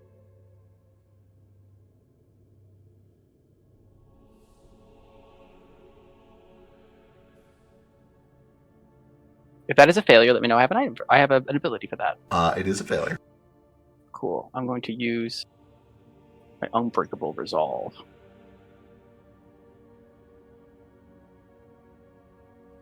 Wow. Well, Truly unbreakable. really. There is... It's hard to say whether it's supernatural or not, but it does feel like thoughts are kind of volunteering themselves at the doorstep of your mind, if not pushing their way in, at least kind of showing up unprompted. And one of the thoughts that kind of shows up at your mind, up to you whether you let it in and linger on it, or if you simply wave it off, is the idea that Mare is a rock right now. Mare's life and vitality are not with you, and you think you can probably pull it back, but it is the first time since you met this creature, whatever it is, that you haven't had a voice in your head, a voice speaking to you, a friend at your side who has been there always. And there's kind of a comfort in knowing that you may be able to pull it back someday from the heavens where you got it from, but eventually you won't, either because you'll be gone or he'll be gone. It has to end sooner or later. And the thought at first is this morbid and kind of sad realization that it must eventually end. But it seems that this thought brought a friend beside it, which is simply that that's okay. And that all things end and that there is a peace in it. There is a comfort in a finality that is not destructive, it's not violent, it's not suffering. That it's just kind of okay for things to be void when it is all said and done. Yeah, and I think this is especially since Baby Boy's, his whole plan to become religious, so that he knows that, the heat death universe. I assume he has some idea that's happening. Mare's probably mentioned it or something. And he just wants to make sure that he's with the librarian and Mare for when that time comes. Whenever that may be. Very well. The chamber is very quiet and very dark, and eventually when you stand back up, you hear the gasp of standing back up echo off the walls once again, and the room is a little cold, and You make your way back out to rejoin your friends. That was weird.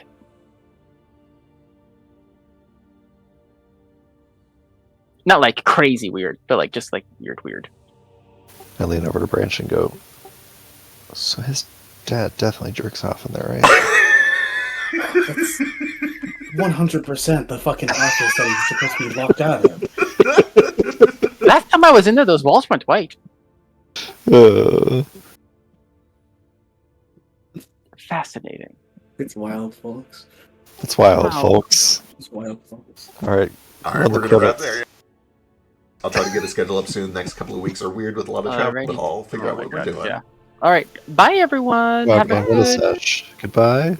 See you guys tomorrow Yeah. See you tomorrow. on Spirit and Salt. You won't see me. You won't see me ever again. Bye forever, Sidra. It's been nice talking. Bye. By the way, good to have you back this session. Surely he's asleep by now. Violet dialogue. He made it a long time now. That was. I'm gonna be sad we have to leave nowhere. It's such a fun, wacky place, and I am so happy that I got to be so evil for a second. I think that's all he really wanted. He just likes to act evil, but like.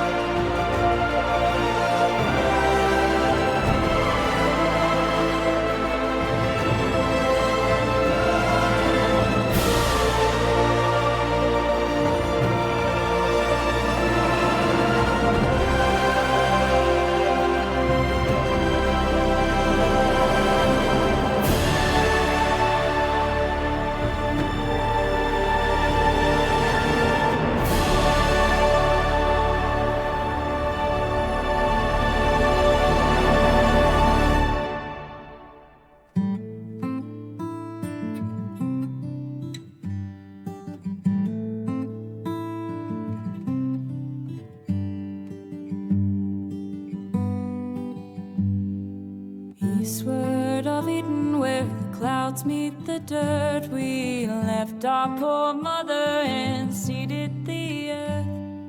Gates they were shuttered, the latches were locked. Oh, eastward of Eden, where men become gods.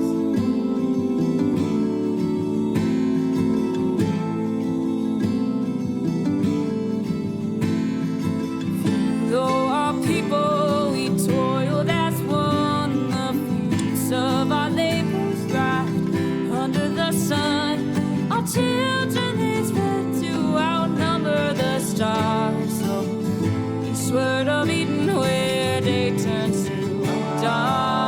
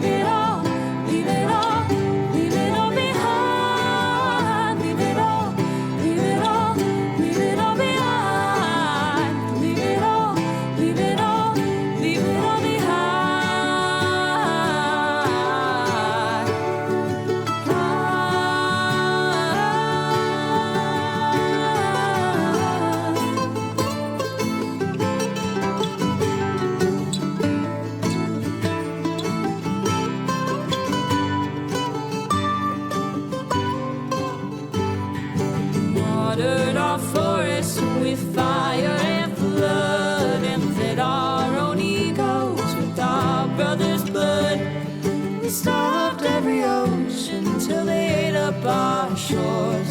Oh, eastward of Eden, where we always want more. Our towers, they rose up and set with the sun. Our servants, they burnt us with fiery tongue. We rode our wings of metal, surprised when we fell. Eastward of Eden, where heavens are hell.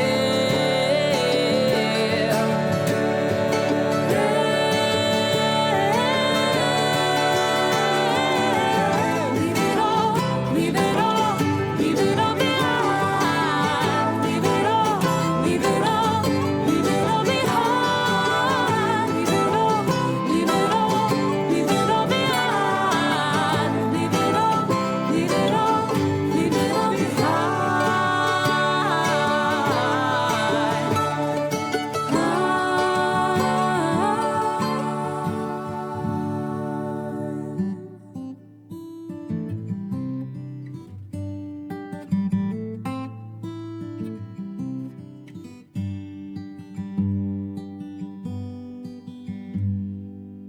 Eastward of Eden, where the dust meets the dirt, we murdered our mother and strangled the earth.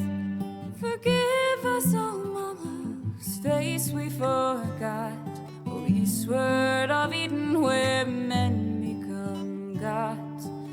Eastward of Eden, where men become